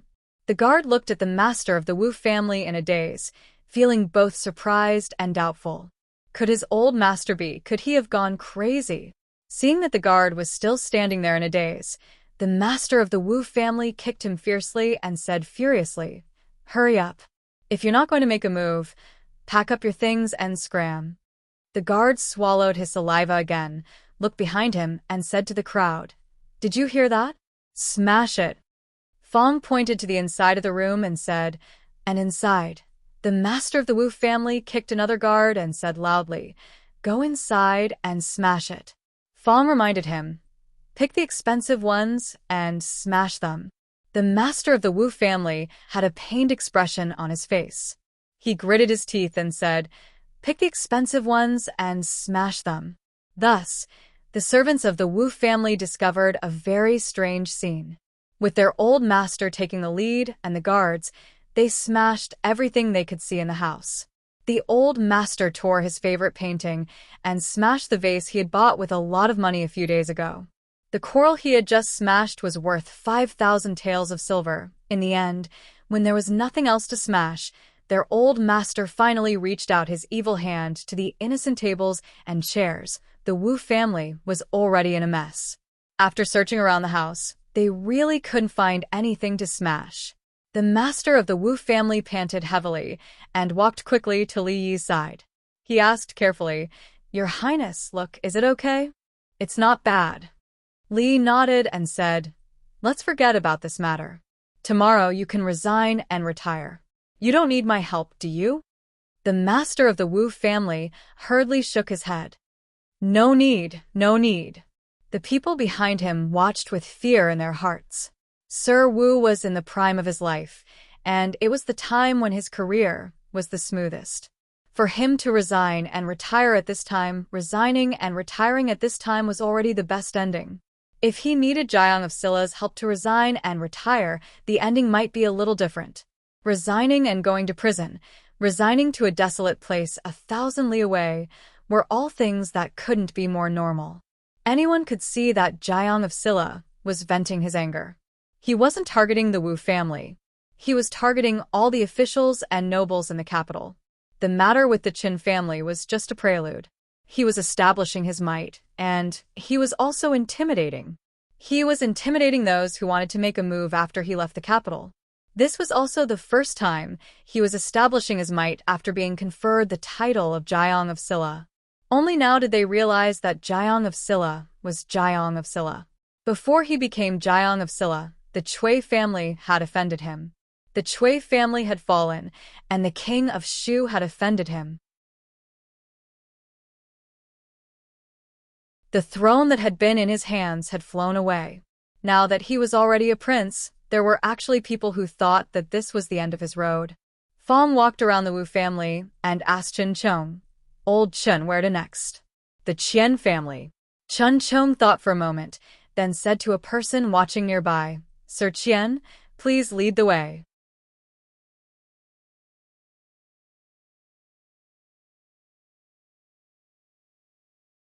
Chapter 987.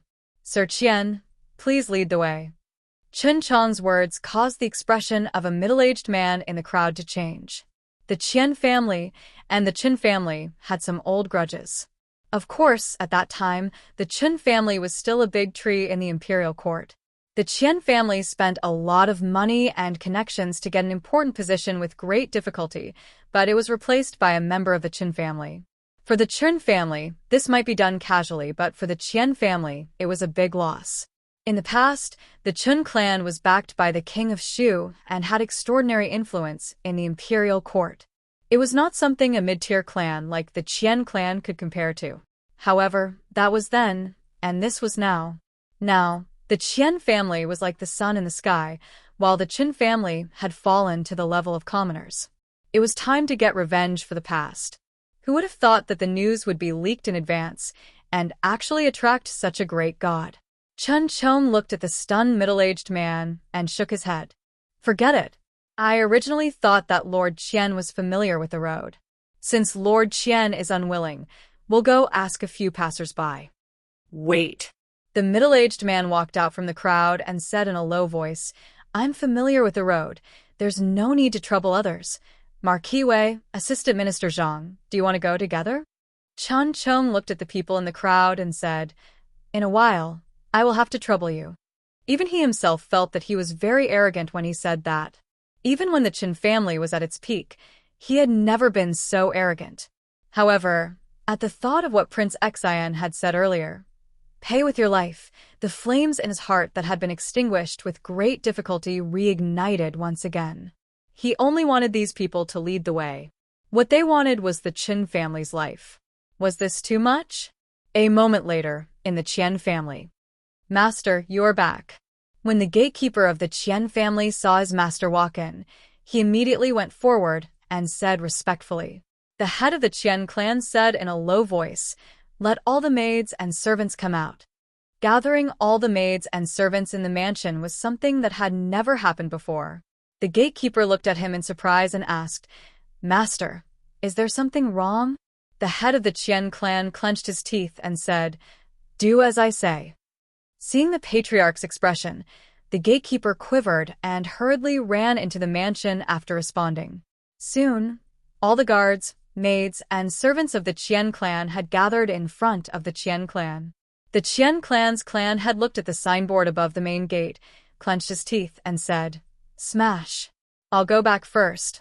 Li looked at Qin Chong, shook his head, and said, "I'll leave the rest to you. Fong, stay by his side for now." "All right." Fong nodded his head. When he saw the Qian clan servant struggling to reach the plaque on the gate, he quickly walked up and smiled. "Let me help you." On the way back, the sloppy old man picked his nose and asked, "Kid, it doesn't feel good to be at a disadvantage, right?" "It doesn't feel good to be at a disadvantage," Li nodded and said, "but it feels good to be a bully." Everything that had happened today was indeed for some people to see. They feared and feared him, thinking that he was powerful and lawless. If he didn't do something lawless, wouldn't he disappoint many people? On the way back to the cloth shop, he happened to see Qin Lijun returning with the medicine. This person, who had once been one of the capital's greatest profligates, had long since been worn down by life. When he saw Li Yi, he avoided eye contact and hurriedly said, "Greetings, Your Highness Jiang of Silla." Li Yi waved his hand and asked, "Are you going to brew the medicine?"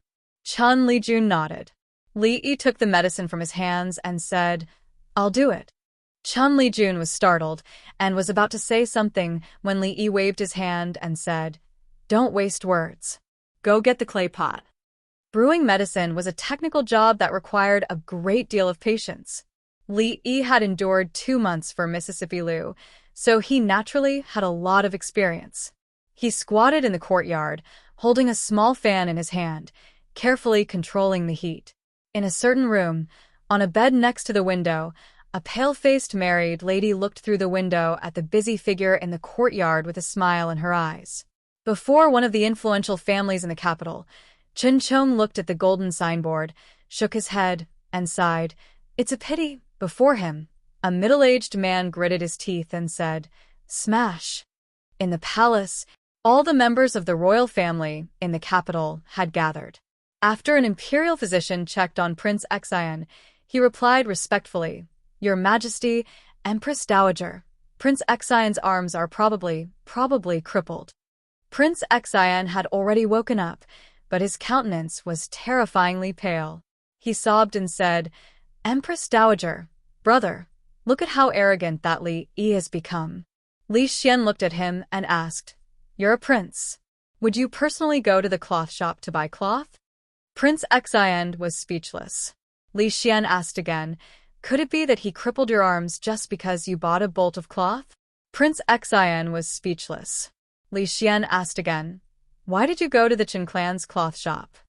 Prince Xian endured the pain and said, "When I entered the palace, that Li Yi was leading his subordinates and barging into the official residences of the important officials in the imperial court, smashing and looting them. He's showing no regard for the law." "Which one did he smash?" "The Wu family and the Qian family." Li Xian waved his hand. "Summon them into the palace." Over the past few days, no one from the Li clan who strongly objected to Li Xian conferring Li Yi the title of Jiang of Silla said anything. He was clearly about to leave. Why was Prince Xian courting death? At a time like this, what else could he not do? Very soon, the heads of the Wu family and the Qian family were summoned into the palace. After the two of them entered the palace, they immediately greeted, Your subjects pay their respects to your Majesty and Empress Dowager. Li Xian looked at the two of them and went straight to the point. Prince Xian said that the Jiang of Silla smashed your residences? Prince Xian endured the pain and turned to look at the two of them, wearing a hopeful expression. The heads of the Wu family and the Qian family exchanged a glance and shook their heads at the same time. I wonder where Your Highness Prince Xian heard the rumors. There's no such thing. That's right. 2 days ago, I discussed with Lord Qian and planned to renovate the residences. Today, we smashed it ourselves and can start work tomorrow. Lord Wu is right. Your Majesty mustn't listen to the rumors. Prince Xian looked at the two of them who were explaining with a serious expression. He felt that it was not just his arms that were hurting, but his heart was hurting as well. He could not move his arms and could only use his feet to point at the two of them. You guys. The head of the Wu family looked at him, shook his head and said, Your Highness Prince Xian, you mustn't believe in the rumors. Prince Xian lay on the ground, looking at the roof of the hall. His eyes finally lost their color. Li Xian threw a glance at him, shook his head, and said, I'll get 2 imperial physicians to follow you. You can set off for your conferred land tomorrow. Li Yi did not care if Prince Xian entered the palace to lodge a complaint, nor did he care about the aftermath of the matter between the Qian family and the Wu family. He finished brewing the medicine, helped third young Miss chin up, and then used a spoon to feed it to her. He put down the bowl, looked at her, and asked, Is it bitter? She nodded and said, A little. Eat an apple. It won't be bitter after you eat it. Li picked up an apple and started to peel it. The only maid in the room watched in astonishment as the apple skin slid down in a spiral shape. Before it landed on the ground, she reached out to catch it. Third young Miss Chen looked at that maid and said softly, Xiao, you can leave first. The maidservant responded and retreated out of the room. Li cut the apple into slices and handed it to her on a plate. She placed the plate at the side, held Li Yi's hand, and looked at him in a daze. Li Yi sat at the side of the bed. She suddenly put out her other hand and placed it on his face, gently caressing it. Li Yi did not dodge. She suddenly said. Li Yi looked at her. Can you call me mother? You're tuning in to the Dreamy Chapters YouTube channel. We're so grateful for your support, and don't forget to subscribe to join us on this incredible journey through captivating stories. Your generosity through donations truly makes a world of difference, as it's the primary source of revenue that allows me to expand and enhance this channel for you. Thank you from the bottom of my heart for being a part of this adventure.